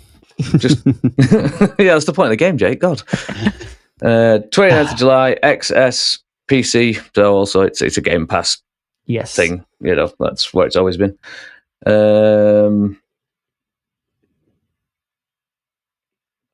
Neverwinter Night 2 Enhanced Edition. Well done. Well done. Got it. So that's actually D&D, isn't it? Yes, I brought it up because it's D&D. Yeah. And there are a few of us that play D&D. So it's quite an old game, I believe. That's one of the questions I was going to ask. It's a remaster. Is it a polish? Is it? I don't know a lot about it. I didn't know this was even coming out. No. So, but I have heard of Neverwinter Nights. Neverwinter Nights. It's kind of like a light MMO, I think. Is it like Baldur's Gate? Not the newer ones. Okay. Yeah. Like the Dark Alliance type. It's top-downish view, and then you get into turn-based. And apparently the gameplay was exceptional, and all D&D players love it. And the biggest problem being the game itself was janky. It wasn't quite it. Yeah. So hopefully this, I'm going to use air quotes, remaster or polish or fix or whatever they've done is going to solve these problems. Maybe it wasn't an MMO. I'm probably thinking about it wrong. MMO. However, just to throw it out there, Brad's in I DM for a group that Brad's in, and you have been to Neverwinter. Yes. There you go. And Joe's about to join that group too. Yeah. Lonely. We had lots of good nights in the Neverwinter pubs. 15th of July, PS5, XS, PC, Switch. Nice. I missed a page. That confused me. Total Chaos. Total Chaos? Yeah. Survival horror. It just caught my eye. So the fun thing about this one is it came from a Doom mod. It was a Doom mod for a lot of years, and then it has actually been turned into a game. An original Doom mod? Don't know which Doom, unfortunately. Okay. PC only, I assume then. PC only. Yeah. Looks great. It's body horror style survival horror, which is always a thing. Yeah. Looks freaky in places. Looks like it could do the thing. 24th of July, PC. Just thought I'd bring it up as it came from a mod. It's always interesting. Yeah. Cool. Wildgate. Yes, that's the one we talked about. Yeah, Space Pirates. Space Sea of Thieves. Say no more. 22nd of July, PS5, XS, PC. Nice. And it's not on any services, is it? Didn't say, actually. Okay. It might drop on a Game Pass, thinking about it. Maybe.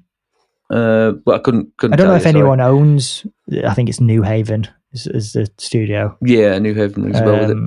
Yeah, cool. Wait and see. Wheel World. For you spandex enthusiasts, it's a... I think I've seen this one, yeah. Cycling racing game of some kind. Yes, I remember the trailer. It looks like Roller Dome. It's got the same art style, hasn't it? Yeah. I think you were making deliveries. I think you were racing. Maybe you're doing I thought both. you were racing. Yeah. Maybe doing both. It looks like it has a free roam area. And some of the bikes looked quite funky. You can really heavily mod the bikes, apparently. Yeah. So I remember like a banana bike or something. I remember a bike that was like a person. Yeah. It looks fun, I have to say. It looks fun. Yeah. Goofy, fun. That's what I wrote down underneath it. 23rd of July, PC XS. Cool. Oh, PS5. Sorry. Ninja Gaiden Ragebound.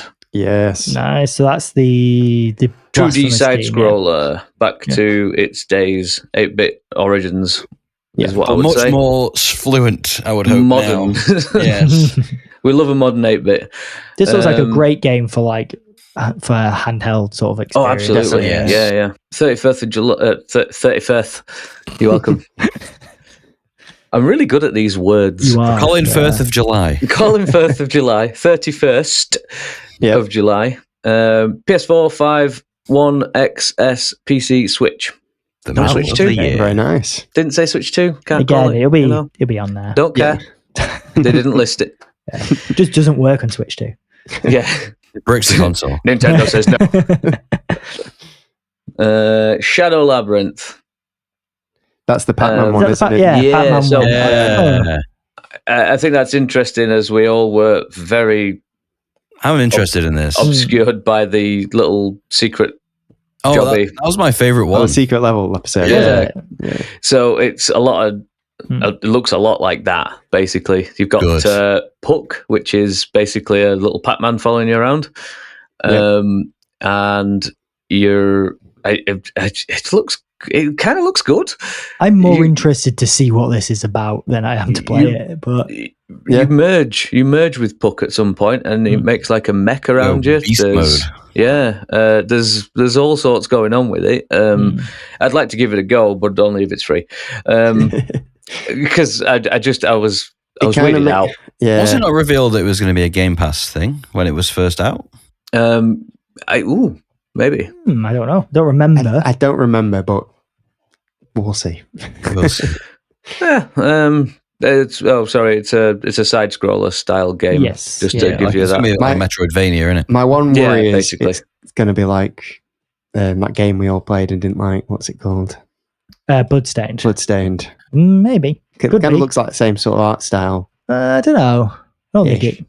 Yeah, but it was only the playability letting that down, really. It was the speed of everything. It's only the game that let the game down. Yeah, true. Yeah. That's what you need. 18th of July, PS5, XS, PC, Switch 1 and 2. Oh, and 2 specifically. And that is it, I'm afraid. I'm going to bring up one thing, and we've already brought it up. That Donkey Kong Bonanza actually comes out on Switch 2. Well. On Switch 2, the only console. Oh, nice. July 17th. Cool. That comes out. Cool. Other than that, nice. I didn't do too bad. Well, you did all right. You did good. Well done. Again, a lot of games coming out. Yeah. But definitely 14 or small 15 there. So like past few months, it's been like, all those are coming out. Where this month, games I've heard of for the most part, but they were definitely smaller. Yeah. Games, Agreed. So we should probably do the socials before we jump into the backlog. So as normal, you can email us at gaminggarnish@gmail.com.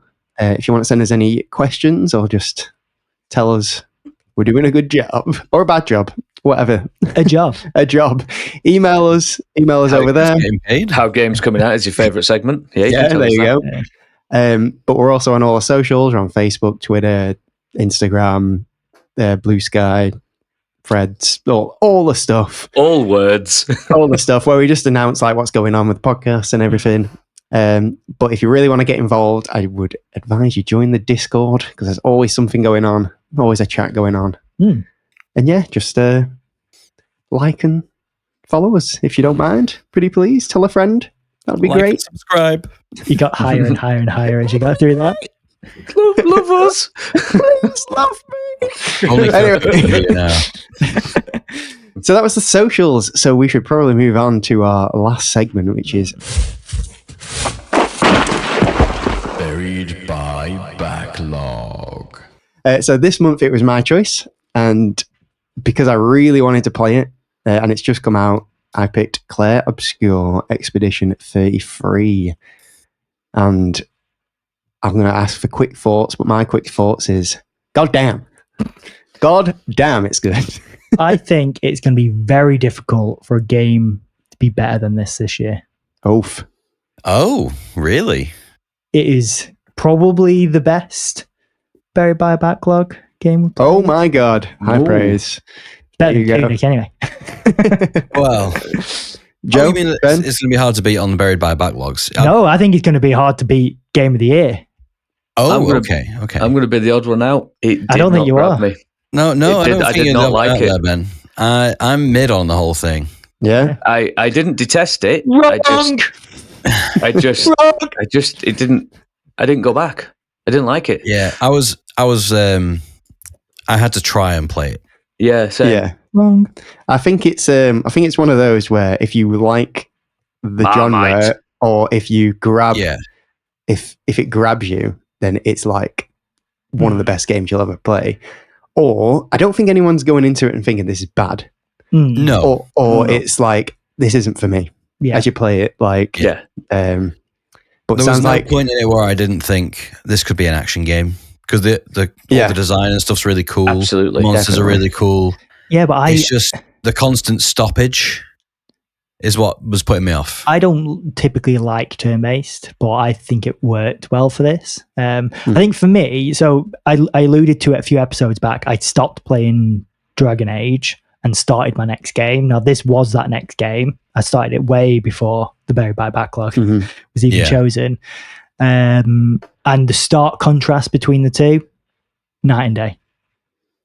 Night and day. Like, this was the one I wanted to keep. I just kept wanting to play it. I forgot about Dragon Age immediately. As I said, I never wanted to go back to playing that game after every time I played it. Whereas this, I was always sort of thinking about it, wanting to get back to it. I went on holiday, but I was excited to come back and carry it on. Yeah, man, it's been, I've not played anything else because this has been it. You see, I also started playing it before we said we were going to do it by the Backlog, but I think I played it less after we announced it was chosen. Yeah. I think, well, actually, no, probably played it about the same, but I played it more concentrated before. Just rebelling against the system, aren't you, Joe? It was. I think it's because I don't want to say a sense of obligation, because I didn't have to like put the time in that I had to put in. Yeah. But I think it's because I didn't have, because the time limit was then put on it. Yes, I get what you mean. I couldn't just have a sense of exploration where I was like, I've got to go to the next bit. I mean, completely separate to this game specifically, but this is almost sort of a problem with the Buried by Backlog section. It's a problem with reviewers. Reviews. You've got to play this game. It's a big game. I think it's good that we don't necessarily have to finish these games. Yeah. Well, imagine if you were reviewing this game and you got it a week before it came out. I know, you'd have to make the deadline. Because I'm 30 hours in and I haven't finished it yet. Yeah. I have. Most people have the luxury of it being their job. Yeah. So yeah, that's true. They can spend like every waking moment doing it. I think I'm the only one who did finish. Quickly, so I finished it. I got to the end of Act 2. You're in Act literally 3. Started Act 3. Yeah. Joe, you finished Act 1. You're in Act 2. Yeah, I'm in Act 2. And Ben? I'm at the end of Act 1, but never actually got to Act 2. Fair. So what are we going to do about spoilers? Are we going to say end of Act 1 spoilers? Are we going to say no spoilers? I think spoilers. So I think we do story a bit later, and we'll do like a timestamp to say, what do you think, and then we'll specifically go spoilers. Okay, yeah. Spoilers for I'm going to say probably Act 1. Yeah, I don't think we'll go beyond Act. No, yeah. So Ben, are you okay with that? Because obviously you've not seen the end. I'm not going back, to be quite honest. Okay, so we'll do that. Okay. So firstly, I want to say it's by Sandfall Interactive. Yeah. Team from France. I mean, it's based in France, the game. A small team. 32 plus Dog. Is it plus Dog? Ubisoft, very nice. 33. A lot of them worked at Ubisoft. Yeah, not all of them. Some of them, it's their first game. And if you didn't already know, because it's been all over the internet and everything, it's an sort of old school style RPG, but modernized. It's got like parries in it. Well, it's got aspects from loads of different RPGs. Yes, but they identify it as a JRPG, yes, which I know it's not a Japanese developer, but it's that sort of game. It's just a westernized. Dulce's JRPG. auntie came round the other day and she saw me playing it, and she asked what it was, and I tried to explain it, and I just went, "Have you ever heard of Final Fantasy?" She went, "Yeah, that's what I thought it was," and I was like, "There you go." So, so I think we start with the world as a whole. Impeccable. What's it called? Yeah. Lumiere, is it called? Yeah. Lumiere, and then the continent after Lumiere. Yeah. The continent. Or kind of like the setup of like, not so much the story, but kind of like the setup of like the world and what's going on. And it just takes a while to tell you what's going on. Straight into it. Love the look. Yeah, absolutely loved it. Like the way it looks. Yeah. I was the only person who played it on like a weak console, because you're on PS5, Jay. You two are on Series X. I played on Series S. And one of my first sort of like slight disappointments is I've seen how beautiful this game looks, but on Series S, it's definitely a downgrade. This is why I bought it on PS5. Yeah. Now, it didn't affect, obviously, they've had to do it so that the gameplay is pristine, but it just looked a bit like muddy, low resolution, jaggedy in bits. To the point, and this was a massive insult, but Lucy said, "Is this an old game?" Oh my god! I was like, no, because it looks amazing, and it doesn't even look that bad. Lucy is just wrong. Next. But I could have borrowed it from you on PS5, but I just wanted to play it. Yeah. So it still looked nice, but it was a little bit of a disappointment at first. But the world, the world building immediately off the back, it explains everything without too much exposition. It's very creative. Throws you straight into the world. I don't think the epilogue is a bit long, but it's got a lot to explain, and I think it does it in the prologue. Sorry, it didn't take me that long because I didn't do all the other little bits, but I appreciate. You didn't do all the coin things before you set off. No. Fight the mime. Beelined it. Just beelined it. I never found that mime. Yeah. Well, at this point, so when I first started it, I said to Lucy, we just finished. What have we just been playing? Can't remember. We just finished the last game that she was watching me play. Yeah. So I was like, this might be something for you because I know this story is supposed to be really good. Watch the beginning with me. So I wasn't bothering with all those little bits. Yeah. Lucy didn't enjoy it like immediately. She hated it actually. It was too French. And it's like at the beginning is a really emotional bit, and she was just like talking to me about all this stuff, and I'm like, Lucy, let me get emotional. And she was like, "Yeah, this ain't for me," and like walked off as like the emotional bit was happening. It's like, no, so it kind of ruined the beginning. But aside from your experience, but I think it starts really well. It gets you in the it gets you in the feels straight away. It felt like a living, breathing world that had been around for ages. It just felt like you were part of this. It didn't over-explain itself, and then when you get to the most depressing thing in the world is what the intro was. Well, they make an entire festival out of it. Do they do? Great. Yeah. But I get why. Like at first when I was watching like the trailers, I thought, why would these celebrate this? But it's the only thing. It kind of makes sense. They're not celebrating everyone dying. It's a celebration of life, but then also, what's to come tomorrow, the starting of the expedition. Tomorrow comes. It was for those that come after. So world building was great. And then when you get into the continent, you start getting introduced to the Nevrons, which are like the enemies, the standard enemies. The Gestrels, which are like the friendly sort of creatures, which are just funny. Oh god! When you say standard enemies, there and the depression. There's no standard enemies in this game. No standard. The Nevrons. There's loads of different types of Nevrons as well. They're all really artistically interesting. And the depression just carries on. The depression just continues. They're painted by paintress. But the Gestrels provide an amazing amount of levity to an otherwise really serious. Yeah, to be honest, story. I was very surprised that I laughed as much. Yeah, I think it was funny. It was funny. Like you guys would have both met. It's called SGA. Yeah. Swim. Oh right, yeah. But loved SGA. Yeah. And Francois. Oh god, yeah. Francois. Oh yeah. That moody rock. Moody rock, yeah. Just like all those characters were great. And Minoko, who you might not have met yet, Joe. Ben won't have. No, I know he's a gestural though. But he was really funny. Just comedic timing was just like excellent. It's not even like he makes jokes. It's just the way he is. Yeah, it's just funny. it's really really well written. But it just creates that really lovely world. But then also as the narrative develops, these things get extra layers of meaning behind them as well, and it all makes sense as to why they are the way they are. For example, which I won't go into spoilers, but it's excellently done. And then later on you meet the Axons as well, who are like really high level enemies. They're like the big enemies, like gigantic. So then there's more world building basically there. walking stilts with the flower face. Is that an Axon? No, they're just big Nevrons. Axons are like beyond. And they're like the mega big boss battles, and again, just and the spectacle of it all. Spectacle's fantastic. It's just the world building second to none. Excellent. I can't believe this is the first game in this world. I know, you wouldn't think so. It just did it really well. It didn't over explain itself. It didn't have to. But we'll move on to the gameplay more so. So we'll probably start with combat, because that's the big one, and we'll go into more general It's the stuff. main part of the game. Best turn-based combat I've ever played. Agreed.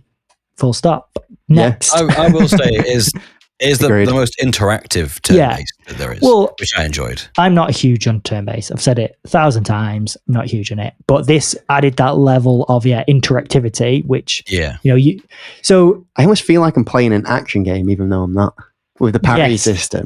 But light spoilers on mechanics, because it actually divvies out mechanics quite slow. So there's loads I liked, because it just kept it fresh. Like you learned new stuff in Act 2. That's what I hated. I want to get the combat down by Act 1, and then just hand me story. Yeah, but it made sense narratively wise. Act 2 is only the gradient.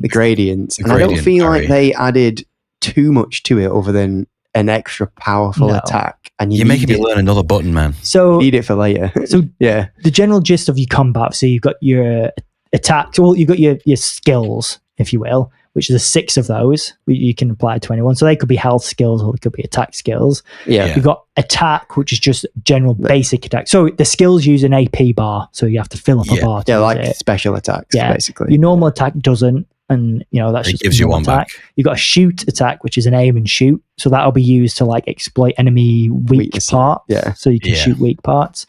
Then that's kind of an extra though, isn't it? It doesn't take a turn the shooting. It does take your AP. It does take your AP, Then you've got items that you can use.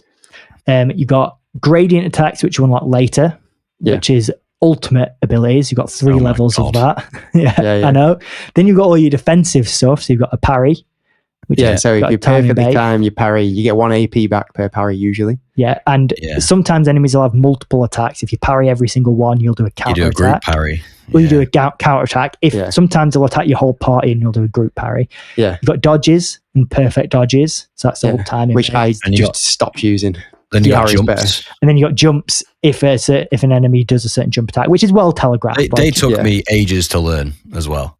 I just think so. I kept pressing the button, which is the attack after the jump. I was like, you got to press right trigger to do the jump parry. Yeah, so when you jump, you can attack. Yeah. I get you. It's got a big window, the jump, at least. Then there's also gradient parries, which is when an enemy uses a powerful attack, you can use a powerful parry. Yes. So that's everything. I think so. It's a lot to think about. I mean, I will just quickly say that the parry system, when you pull off the counter attacks with the parries, it feels incredible. So good. Yeah. I literally go, yes. I enjoyed it the first few times. And then I was like, I've pulled off enough parry. Pulled off a parry. Even by the end, I was like, yes, I've got another parry. Down, I'm like, I'd rather just this animation was over. Really? As pretty as the game looks, there's only so many times you can see something. But they did different parry attacks, though. Like it wasn't just the same attack every time. This was the letdown for me. I if I'm turn based, I want to be turn based. I don't like the trying to be both. I'm bad at it. It's probably why I don't like it. I was just going to say, it is because I'm bad at it. You can change the parry window to make it easier. Yeah, I understand that too. Yeah, I know that too. But it's the fundamental of it that I don't like. And you have to parry. Like if you don't parry, you don't do damage. Yeah, it's like bonus attacks, and a lot of times you did more damage on a parry than on. Well, you getting it. You see, that's what I don't like. It should be like optional. I don't disagree. Yeah. I don't disagree. I kind of get what you mean, because a lot of, and sometimes even special attacks were doing minimal damage. Yeah. I get what you mean, because a lot of turn-based games, don't require you to. It's a strategy. It's a strategy. Whereas this, and even if there are like parry stuff, like there is in that Sea of Stars game I played, it wasn't essential you did it, but you did get a lot back from it. So it almost became essential by the end. But this, he takes it to a whole new level. Now, it sounds like me and Brad really liked it, and you two obviously didn't. It's not that I didn't like it, it's just I found it tiresome. Yeah. I even equipped something called a Picto so I could dodge because it was just faster. Oh, the dodger one, yeah. I had that on anyway. Because it was so easy to equip, I made each of my characters learn that one. So did I, because it was worth like 1 point, so it's dead easy to put on. But I'm one further than Joe, because it wasn't that it ground me down and I didn't like it. Didn't like it because of the I've parried again. I had that on top of the fact of I'm just bad at it. I didn't like it. Yeah, I didn't like the way it worked. You'd get frustrated if it. That's more. Yeah. That's more what it was leading to. I liked it because I was like, he killed me in one. Yeah, because I was learning their like patterns, and I felt like I kept getting better at it. But then you run into new enemies, and you'd have to learn their patterns. And that loop to me was really good. So many times I'd fight the previous enemy patterns. Yes, yeah. I'd find so many times I'd fight an enemy once and get like thrashed like a boss. Yeah. But then I'd do it first time, second time. Yeah. Because at that point I'd got used to the parry times and I knew what to look for, and it just. I just fought the boss at the end of Act 2, and I struggled with the parry timings on that. So much so that I hardly parried because I just kept messing them up. I maybe got like half of them. Yeah. But I still beat it first time. Yeah. So I don't know if it's necessarily. I do think you need to do it, because especially for some of the later. Yeah, you do need to do it because you get so much back from it.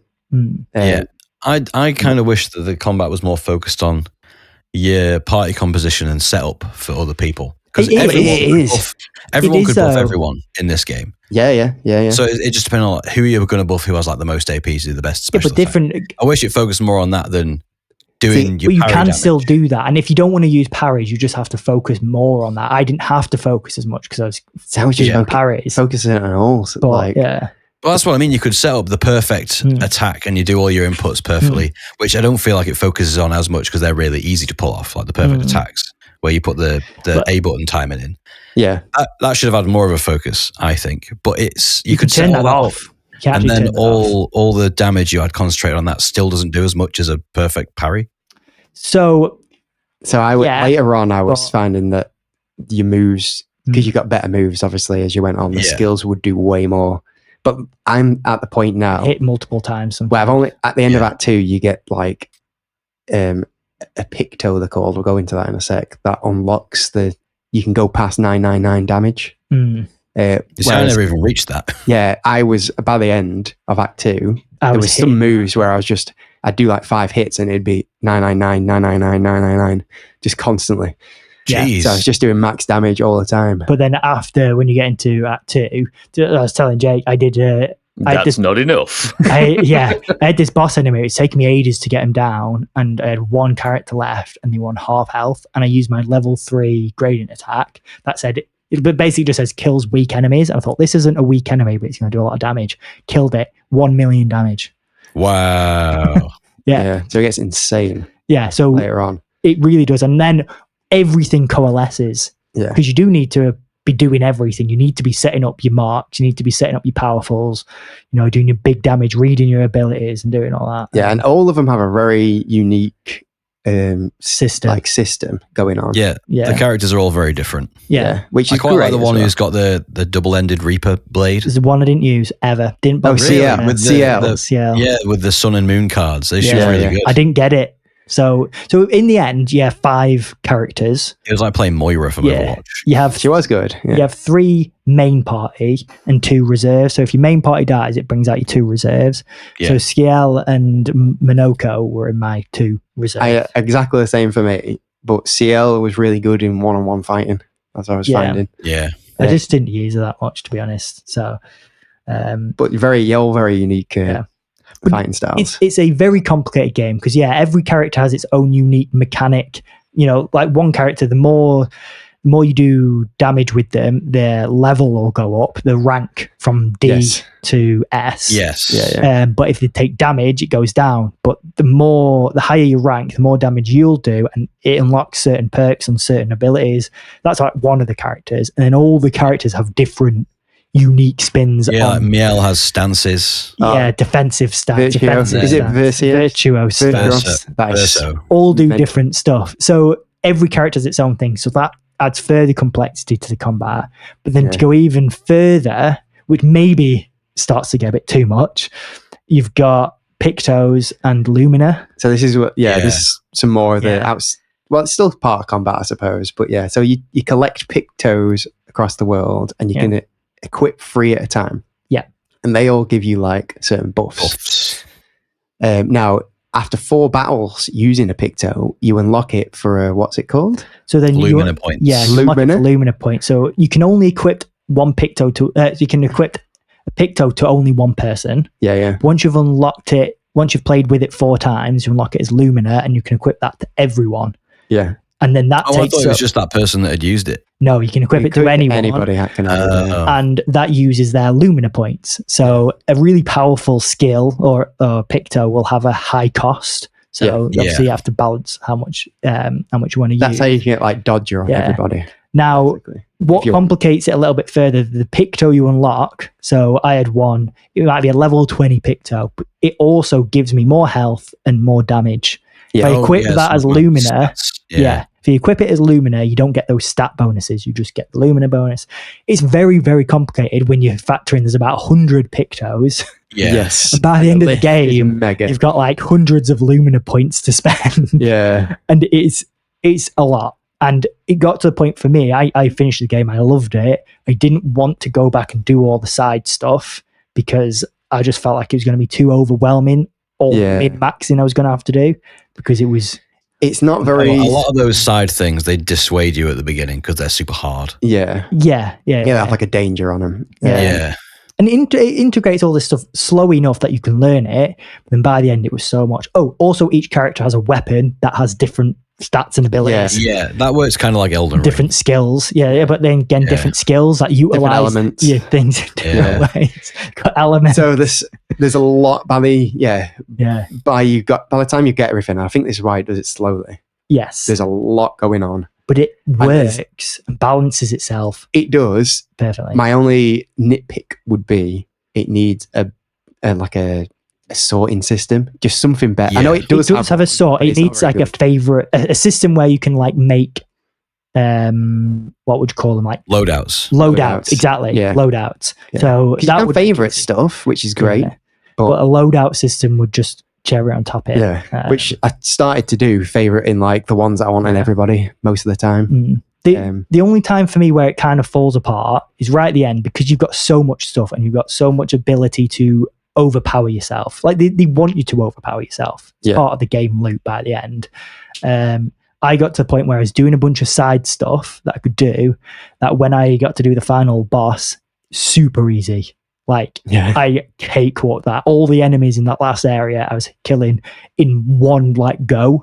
Wow. Not one hit, but like one go of all my characters. And I had better agility than them, so I was going first. It was super easy. Last boss went down super easy, so it wasn't a challenge. Maybe the balancing could have been a bit better there, but then I know this optional secret bosses, like I tried, way harder. I couldn't even get to them. They were so hard. So that's where all this coalesces and makes it really good. But I like that they do allow you to be super powerful. Yes, it feels great. So. Agreed. If you were struggling at the start, I think by the end just by playing the game, you know what's going on a bit better as well. Yeah. You definitely got a bit more oomph, a bit more power to you. Yeah, still need to get those parry timings right. Yeah, but the parry timing has become way harder because enemies will pretend like they're going to hit you and then don't. Oh, they do a Morgott. Yeah. Yeah, they just hold that walking stick up for 10 minutes. Yeah, and then they'll do like a 10-hit combo, and if you don't parry every single hit of the 10-hit combo, you don't get your counterattack. Yes. Yeah. And sometimes if they do a gradient attack or a jump or something, you just can't get a counterattack against them. If they do that as the last attack, Yeah, you can. You can dodge everything at that point. If you know what attack they're going to do. Yeah. If they end in a jump, you can't get a counter attack. Yeah. But if they end in a gradient, you can do a gradient counter. Yeah. So the best ones is where they make you jump and then attack you, and then you can get the jump hit and the That's cool. So outside of combat, there are other aspects to the game. There's obviously exploring to some degree. I did like what they did with having an overworld map. Yeah, overworld map. I was about to say that. I think that was a nice little touch. Free roam area, because that would have been so tiresome. And when you get to Act 3, again, spoiler for mechanics, but I think it's in the trailer, is SK can fly. Yes. So navigating, they talk about him flying. Navigating the continent is so easy when he can fly. Oh, that's good. Yeah, because you literally just fly over everything. Super easy. I think my only nitpick is exploration in the main dungeons. It's not very rewarding. It's not so much that. I do agree. It's not that rewarding. Sometimes the reward would be a boss, which was just fun. Yeah, and you get like you do get weapons from them sometimes. Yeah. But I more mean it was a bit difficult. There was no like waypoint marker, and sometimes there was something that hinted that you weren't going on the main path. What's the main path was always lit with lanterns, always in every area that I went to. Really? So if you went off, they're always themed to the environment. Yeah. But if you're going off somewhere, it'll always be darker or more shadowy. I wish I noticed that, because there was quite a few times where I couldn't decide which was the right way, and I'd end up accidentally going the right way when I wanted to go on the off. So I know Ben. It's quite subtle, but it's really well done. Yeah. I know Ben said this outside of pod, but you were like, you just need one of those Dead Space. I need a guide. Yeah, and I agree. Time I was wasting. I think a lot of the problems I had with it, because a similar, obviously not as complex, but Like a Dragon was a similar style thing. It was turn-based, but you moved around independently in it. Yeah. And you would do the odd block and things like that. I think the reasoning for not liking this one as much was, not only I was bad at it, and I did drop into story mode to try and get further in it. I also did that.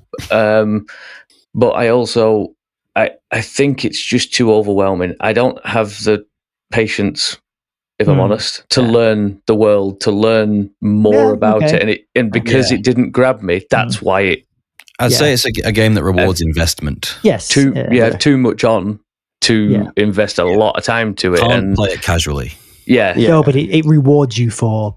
If you put it down, you forget how to do it. Yeah. Yes. I get that. I had quite a lot of times where I'd go into a battle, and when it would pop you out, it wouldn't pop you out the way you were facing. Yes. Yeah. So I'd be like, crap, which way? Yeah. So exploration was the one area where I felt like it could be improved. Yeah, I agree, but I just had to do everything. So my inner Ben came out, and I needed everything. I needed everything. So did I, but then I'd accidentally go the right way. Yeah. So. But it never stops you going back. But sometimes it's Sometimes I would kind of you would see a big enemy and you'd be like, that's the right way. Yeah, I'll go. Usually that's the wrong way. A mini boss or something. I guess spoiler. You know when everyone dies at the beginning. The setup for the game. The setup for the game. More depression. The gommage. When you first run, and it's supposed to be quite clearly a linear part. You're running towards meeting the floaty woman. Yeah. Okay. Yeah. Because as soon as you get her, that's the only character you ever are. Lune. She floats. I'm sorry. You mean when you've actually got on your expedition and you meet? Yeah. So I got turned around in there and ran all the way back to the beginning to the beach, and then that straight away was a massive frustration when I've just spent 10 minutes running the wrong direction. I do feel like some of the open areas are a bit too. They become a loop. Big. Just you don't realize you're doing. All you need is that silly little arrow drop from Dead Space. Yeah. Just to show you a rough direction. I agree. I do agree. Or and even the golden path from Fable would work. You could quite easily do it in World, because you've got all your what they call it, the chroma stuff. So you could literally do like the same thing. Yeah. Like your chroma whip. That you grapple with. Oh yeah. They could have just done that on the floor, exactly like Dead Space. But then because I'm running all over the place all the time just to get there faster. On top of exploration, you've then got. Oh God, yeah, right. So my big nitpick. Now I don't think it'd bring it down from my score, which we'll get to at the end. But is this game does not need platforming. It does. The platforming is awful. Says the platformer. However, it's horrendous. The game director has come out and said the platform is intentionally bad. He said because when you play old JRPGs, they always throw in mechanics that are crap, and that it gets people talking about these crap mechanics. This was a homage to that, because what he wanted like a new generation of people who could discuss part of a game that frustrated them. And he put those like obnoxiously tall parkour challenges, basically. So I've done I think the hardest parkour challenge, and my God, that was ridiculously hard. I was sweating, but I suppose that's a good platformer in a way. I get it. The mechanics are like awful, but they're not great. I get that it's intentional, but you can also entirely avoid it. You can. To be fair, it's not like you can also use it to your advantage if you're being chased by enemies. Because they can't parkour and you can. Yeah. Fair. Also, there was a bit in the end of Act 1 where, you know, those massive cultists that stab themselves with swords? Yeah. I'd gone back to a checkpoint to like get all my health back. I thought, I'm going to have to run past all these again. Yeah. You can give them the run around and climb up a ledge and they're just waiting there at the bottom like, please come down the ledge. Let me stab myself again to get all those shields. I've got this giant sword, but I can't reach it. Yeah. But, you know, one bad thing isn't that bad. It's not part of it. The only thing I would say is, you know, if you're going to get like the achievements or trophies, you do need to do these things. So it's slightly frustrating to have to do them, but because you know me, I want the platinum. You've got the platinum mindset. Yeah. I think you're going to have a hard challenge. If there's a platinum, if there's a trophy tied to the last like optional boss, I think you'll struggle. Well, we'll probably hear about that in a month's time. So, music, sound? Excellent. 10 out of 10. And do you know what's even more impressive about this? Go on. It's the guy's first ever game that he's made music for. Wow. The developers found him on SoundCloud. Wow. Nice. Like, honestly, sometimes some of those tracks come on and I'm like there's this one in the, not the open world, but you know what I mean, the world map, that every time it comes on I go, yes! So is that the one that sounds like the Severance theme? There's one that sounds exactly like the Severance theme. Maybe it was the same guy. No, it wasn't. It doesn't ring a bell because I've been watching Severance at the minute too. It doesn't click. But like, there's a few. The water. No, it's not that one. It's not that one. That's the Mission Impossible. Yeah.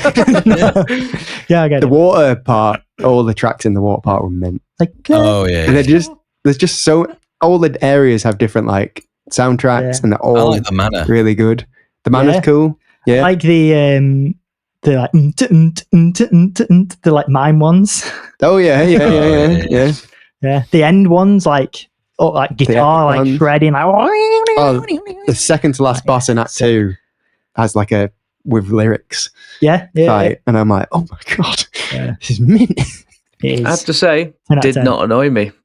Did not annoy me. That is the best praise Ben can give. But that's the best part because any cycling song when an area comes back again, I'm only going to say the tree, but any cycling song that comes back again starts to get on my wick a little bit, and it did not annoy me, so that's got to be good. Yeah, definitely. But off the back of music, there's sound design, which very good. Yeah, it's very good. Like the sound when it parries, regardless of what you think about the animations, the sound. You mean if it parries? If it parries? If you remember, Ben, that one time you parried, how good did it sound? Hey, that one time when I got maximum power with I don't know the guy or whatever. Whoever it was, and all the sounds, everything really come into one. I get the power feeling. I do get it. Part of that is definitely. I mean, I think it's like this slightly comes into. I've written down like art or art style, and I feel like a lot of the gameplay, and we kind of talked about this in World as well. It's just really good. It really lends itself to like the counter attack where it like slows down. I know. Joe, you were saying you don't like how it slowed down, but I really like the spectacle of it. And then like when you finish a fight, the last hit slows everything down, takes like it zooms out, take a picture, and you're in like slow-mo, and I'm just like, oh yeah, that was good. Yeah. Especially when it's like Gustav with his the overcharge. And you get that as the last hit. Yeah. And it explodes. And when it doesn't do it, you're like, God damn it, there's a second phase. Yeah. But yeah, damn lamp master. Excellent stuff. So I think that the last thing to talk about before we do our recommendations is the story itself. I can't just gonna wait. have spoilers. Yeah, we'll say when we get to the spoiler bit. Yeah. But I really want someone to finish it so I can talk to them. Well, I'm nearly there. I'm nearly there, and I've finished Act 2, and we're not going to talk about that because that is mental. Yeah, at the end of every act, there's pretty much a big story thing happen. Yeah, Big dump. Yeah. But I think it sets itself up really well with the world. It's very really like well, the characters. Yeah, great voice acting, great characters, great script, great story, great twists. Yeah, and then like if it was possible, great pacing. If it was possible for that story to be a mode while you were driving, I would die. Because it is so depressing. I drive off a bridge. I didn't get very far into it, don't get me wrong, but I only saw the depression side of it. Yeah. Everybody dies at the beginning. Everybody dies that you care about. It's awesomely hard work to deal with. I get that. It's cleverly done. There is always hope in the expedition. There is. The thing. I got the last little pickup. The last little pickup was the girl with the rapier where you're like, yes, she's not dead. Mael. She is that was it. The best character. 100%. But they, 100%. I think, although it is very depressing as a game, they have enough sense of levity in there anyway that makes it a bit more joyous. But there's also always hope. Yes. There's that underlying thing of hope. The end is very depressing. There's very, very minor like spoilers. There is 2 endings you can get. It is just a choice essentially, and they are both pretty depressing, but both thought provoking and interesting, and great. I think as well. If R.E.M. made a game, everybody hurts. I had to pick up. Or like, I'm actually listening to all the expedition. I was. I like those. Yeah, which I don't often do in most games, but I am invested. I want to know everything. But it's interesting to hear what the old expeditions did, and then some of them set up the world. Like one of them went through, said, "We're not trying to get to the paintress. We're trying to put the grapple points to make it easier for other people." Slight spoilers: they get far. We're putting up. Well, they kind of had to for the sake of game mechanics. But it's interesting to see how far all the expeditions got. There was one that used real life, like world lore in the game. Like I think it was Expedition 55 or 50 that used the Ferris wheel as a transportation. Yes, and they make a joke. The Ferris wheel was eventually it was first going to be used for like public transport. Oh, I didn't know that. Did not know that. It's actually a joke because when they see it in the water, they all say like, "Oh, maybe they used it as transportation," laughing. Yeah. And then later on, you find the actual thing, and it tells you that they did. So one thing we've not done is just give a general overview of the story. I think most people know because they've probably seen the trailer. Yeah. But the idea is every year there's what's called the Gommage, where the paintress, who's like the lead antagonist, I suppose, paints a number on a monolith, and everyone who's that age or older dies. Yes. So every year, they have this sort of celebration of life. All those people die. It's really sad, depressing, like Ben said. And then a new batch of people, usually the next year's Gommage. So they were all 32 years old, weren't they? Yes, yeah. They'll go on an expedition to try and defeat the paintress to stop the Gommage next year. And the idea is they want to stop the Gommage from happening so that everyone can live. That's the general conceit of the game. That's what starts it. Yeah. Obviously, lots happens, so we won't go into the spoilers in general, but that's the aim of the game from the beginning. Yeah. You got to feel bad for Expedition 99, who was shoveling all the old people out into the world to get destroyed. Yeah. So yeah, it starts dramatic. Obviously, you've got all the Gommage bit, which was emotional, but hopeful because you get your expedition together. And then the first thing that happens, you go on your expedition, you land on the beach, and basically everyone dies again. Yeah. Yeah. So it'd make a great series. They are making a film, I believe. I don't believe that everybody has to be like the age, but they tend to go at that age because it's the last year. Yeah, because like Mael's not. Yeah. Mael's I think 16. Yeah.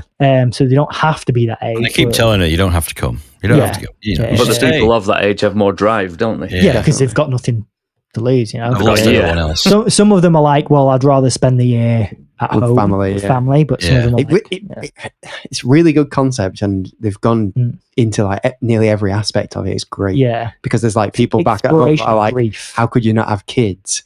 Because like you need to bring in the next life. But then some people are like, well, why would I have kids? Because I'd only get to see them until they're 10. Yeah, and then they're going to die. And then whatever. So yeah, it's a really interesting exploration of grief, and there's always just big moments happening. Like I didn't expect that landing on the beach scene. Definitely. No, it's dead early. But it was like shocking. Like, oh my God, what is going on? And then you spend a good old bit of time finding, on your own, and then trying to find all the members of the expedition. So now we'll get into spoilers of Act Well, just quickly, 1. I'll just quickly say like the intrigue as well. Yeah. It keeps making you want to go forward to It introduces this white-haired man who's older than everyone else. How's he got that old? And it's, proper like plants and seeds. So spoilers. Spoilers for the end of Act 1. You have been warned at this point. Yeah. Sorry, Ben, I know you're going to get spoiled, but... So at the Skip end to the next timestamp to avoid this. At the end of Act 1, Gustav dies.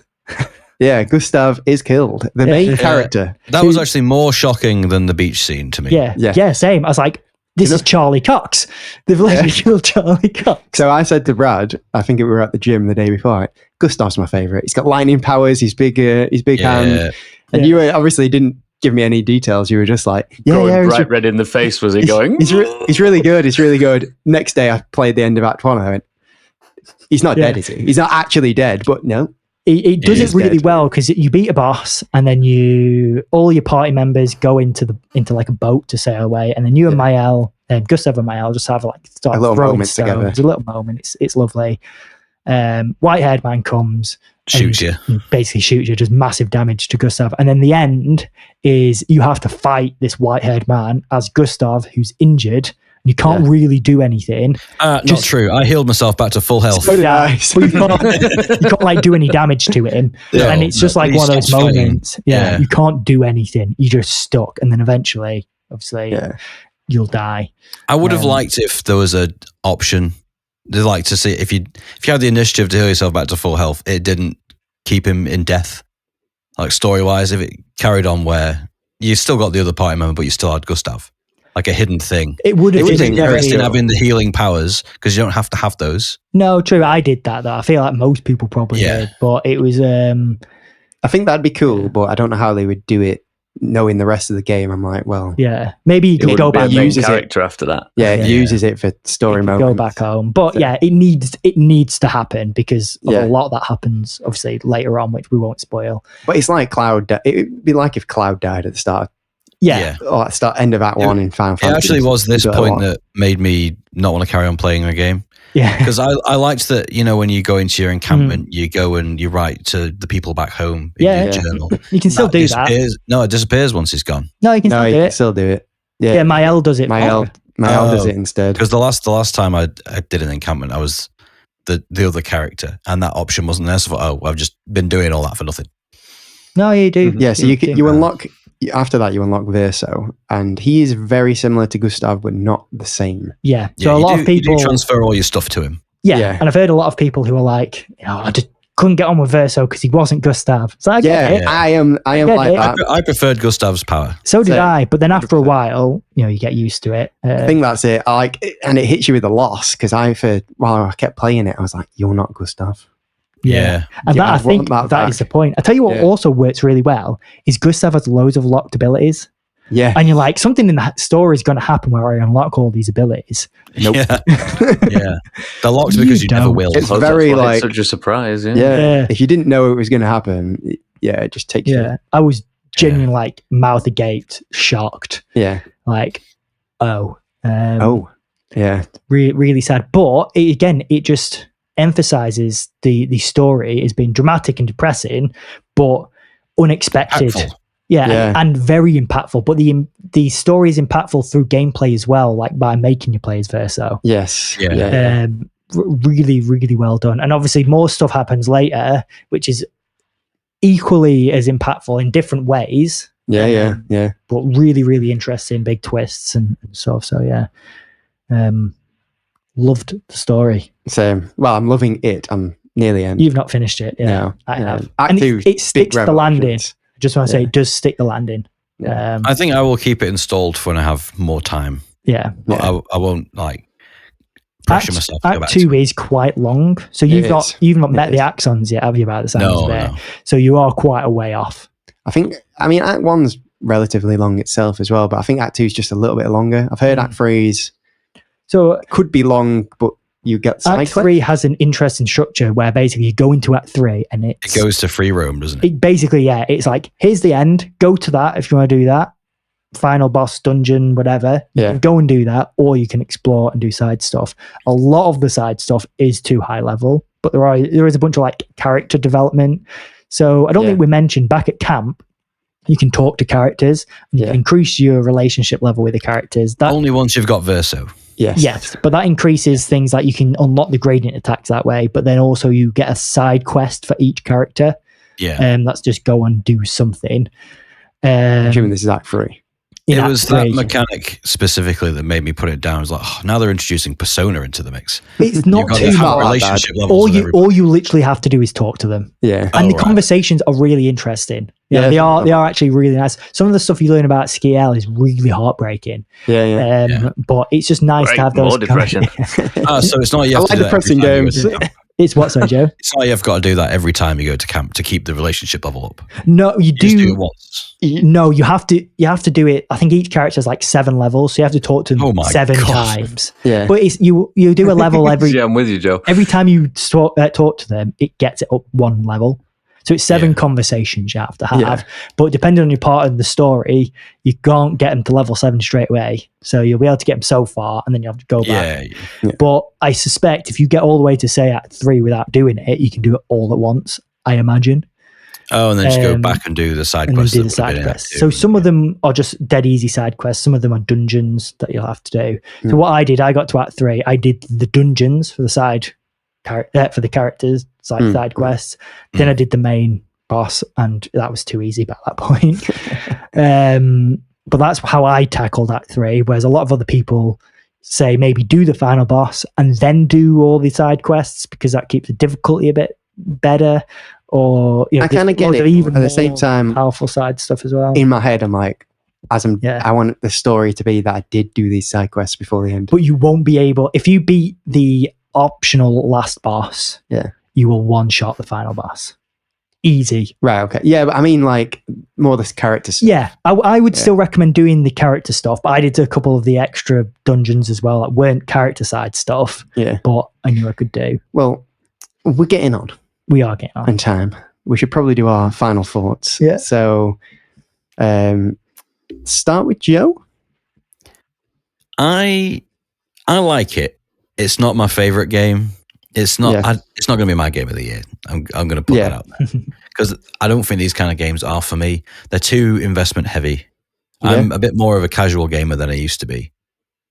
Like even games like Monster Hunter, I've not played it as much as I wish I could. Yeah. But at least with that, I can pick it up and put it down, and I've not lost any of my ability to play it. You've kind of with this, you've got to keep at it for ages to be able to be good at it.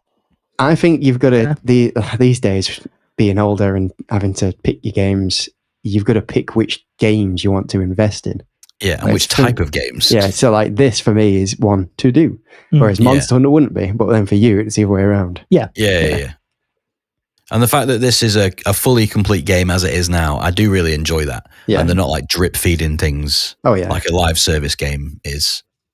And it's great that this is technically an indie game because it's the studio's first game, even the musician's first score for a game. Yeah. Probably a lot of voice actors' first voice acting. It's Charlie Cox's first video game voice acting, I'm pretty sure. Yeah.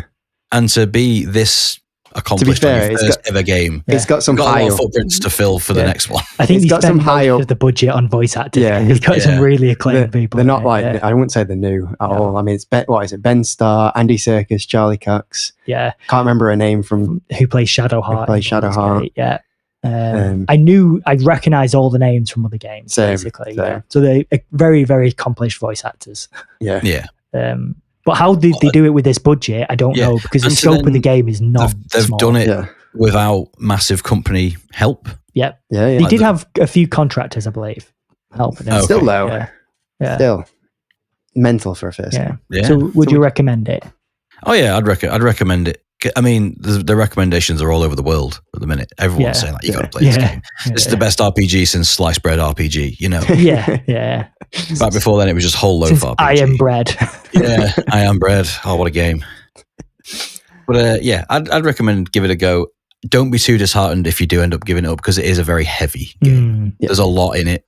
And I feel like it doesn't telegraph that enough at the beginning. Fair. I felt like it was going to be a very linear game where you do the combat and then you do the story, then you do the combat, then you do the story. As soon as I saw the world map and I saw all the clouds, I was like, this is too big for me. Fair enough. I don't think it's a massive game. No, I don't. Like, you could finish it in 30 hours from what I've heard. You can pretty much ignore all the side I've put stuff. like 20 hours into it and I'm still only at Act 2. But you can avoid most of the side stuff until Act 3. Like, literally, if you just follow the main path up until Act 3. I think I'm 30 hours, and at the start of Act 3, in theory, I could go straight to the end. Yeah. But you could probably do it. Yeah. But what about Brad? What do you think? I think it's a highly recommend. That's a very, very highly recommend. But I appreciate it will not be for everyone. Yeah. As we found out in this, it's not for you guys, and that's fine. That's okay. But I think it's worth experiencing and consider the size of the team, the fact that it is their first game as a studio, and the scope that they've actually managed to pull off. I think is incredible in this day and age. This is how games are supposed to be made. Yes. Yeah. And I think that's one of the most, if not the most impressive and exciting things about this, is what they've been able to achieve with. How long has it been in development as well? It's not super long, is it? Like 4 years, something like that. Yeah. Some companies do this after 8 years and it's still not this good. Exactly. Yeah. And that is, really, there's something to be said about that. But even outside that, even if this was a AAA studio with $1 billion budget or whatever, I would still be impressed, because it's hard just to even find more impressive a flaw. It's not. It's hard to find a flaw, and if you really wanted to nitpick, it's quality of life improvements, and that's kind of it. 100%. UI one. I finished it, loved it. I'm not going to go back and do the side stuff because I don't feel like I have to, and I think I might get a bit frustrated if I tried, but I also like that I feel that way. And the game isn't making me feel like I have to do all this side stuff, but I did enough. I did all my characters to level 7. I did final boss. I did a bunch of side stuff. So I'm very content with where I am with the game. Loved it. Nice. Ben? I love everything about the game apart from the game. So I love the fact that it's a small team that's made it. They've made it with passion and not spreadsheets. 100%. They've done their own thing completely. It's their own brain fart, full stop. And I love everything about it, and I really hope it does well. It's definitely not for me. I mean, on the same sentiment as Joe, I don't have that kind of time, I think. If I didn't have so many other games on, if I'd hit a point, sometimes it happens where you go, oh, there's just nothing really out for me. Don't know what to play. I would play this more. I would get better at it. I would invest more time in it. There's so much vying for your attention at the moment in the games that are more suited to you. Absolutely. Yes, that's it. And I guess that's the luxury of the modern day for us, really. If it had been 15 years ago and I was playing something like this, I would have absolutely smashed it to death, because there wasn't the option of buying another 50 quid game. You know what I mean? Like that's the fundamental. And immediately restarted it. Yeah. When you said you hope it does well, by the way, it has done incredibly well, which I think is, again, a testament to make a good game.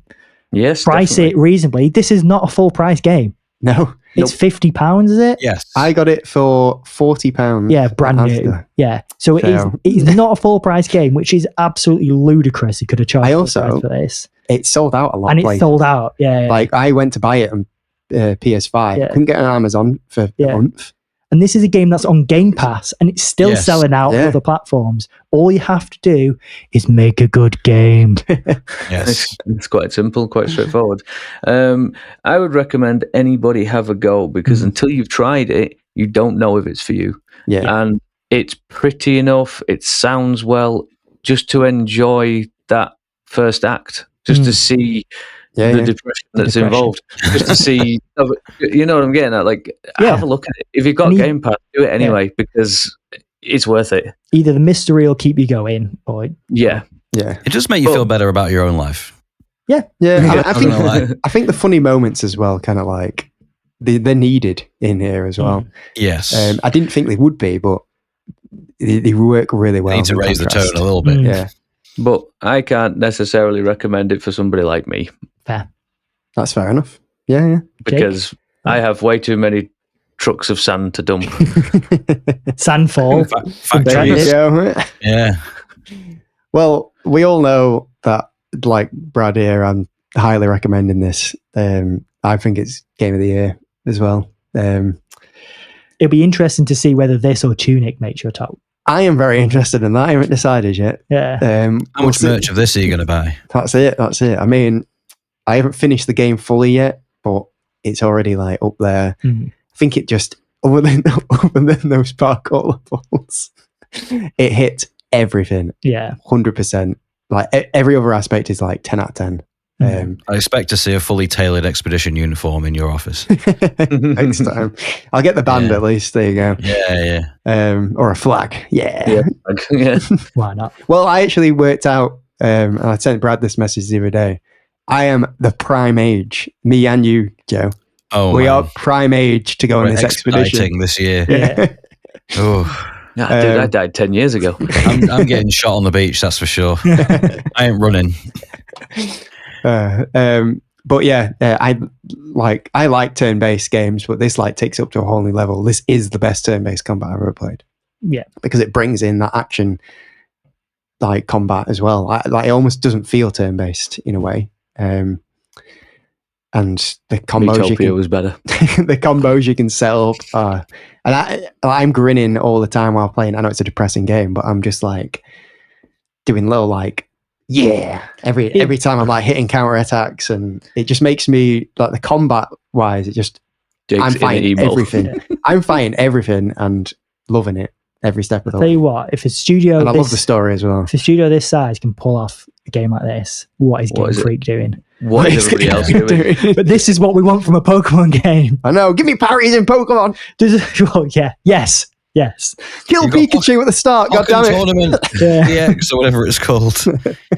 There's your parries. And I like an artsy game, and I also like depressing stories that have hope in, obviously. The Witcher. Well. Yeah. So this is just a J-Cast game, as they say. So that's 100% J-Cast game. Yeah, 100% recommend it to RPG fans and anyone, to be honest. At least give it a go. Yeah, because it is really. I didn't think I would like the turn-based side to it. I literally said on the podcast a while back when there was this and Midnight. What was it called? Midnight Walk? No, the South of Midnight. Oh yeah, and I was like, South of Midnight is more my cup of tea. This is your cup of tea. It was one of the things, and I enjoyed South of Midnight. Don't get me wrong, but everyone was right to think that this was it. This was the game. Yeah. Which is good. It's good. So quickly, we'll round off. It's Brad's turn next for Very Bad Backlog. It is. So what game we playing? So last episode, we all talked about how much we hate fishing in games. Oh yeah. So I've decided to pick Dredge, a fishing game. On Game Pass. I don't hate fishing games. I hate certain fishing. Apparently, it's incredible. It's an indie game. It's horror infused fishing. So I'm interested to see what it's like. Yeah, same to be honest. That's unique in itself, isn't it? There's a lot of hype around it, so yeah. I expect some Cthulhian dread. I believe that is what the horror element is. So, yeah. Nice one. Good. Right, well, we'll round this out. Thanks for listening to our talk. We've talked for a long time this time. More. I thought it was going to be a short episode. Yes. Oh no. Oh no. Yeah. So thanks again for listening and for this long as well, and we'll see you next time. Tomorrow comes. Tomorrow comes. Bye. For those that come after. Yes. Bye. Bye. Bye-bye.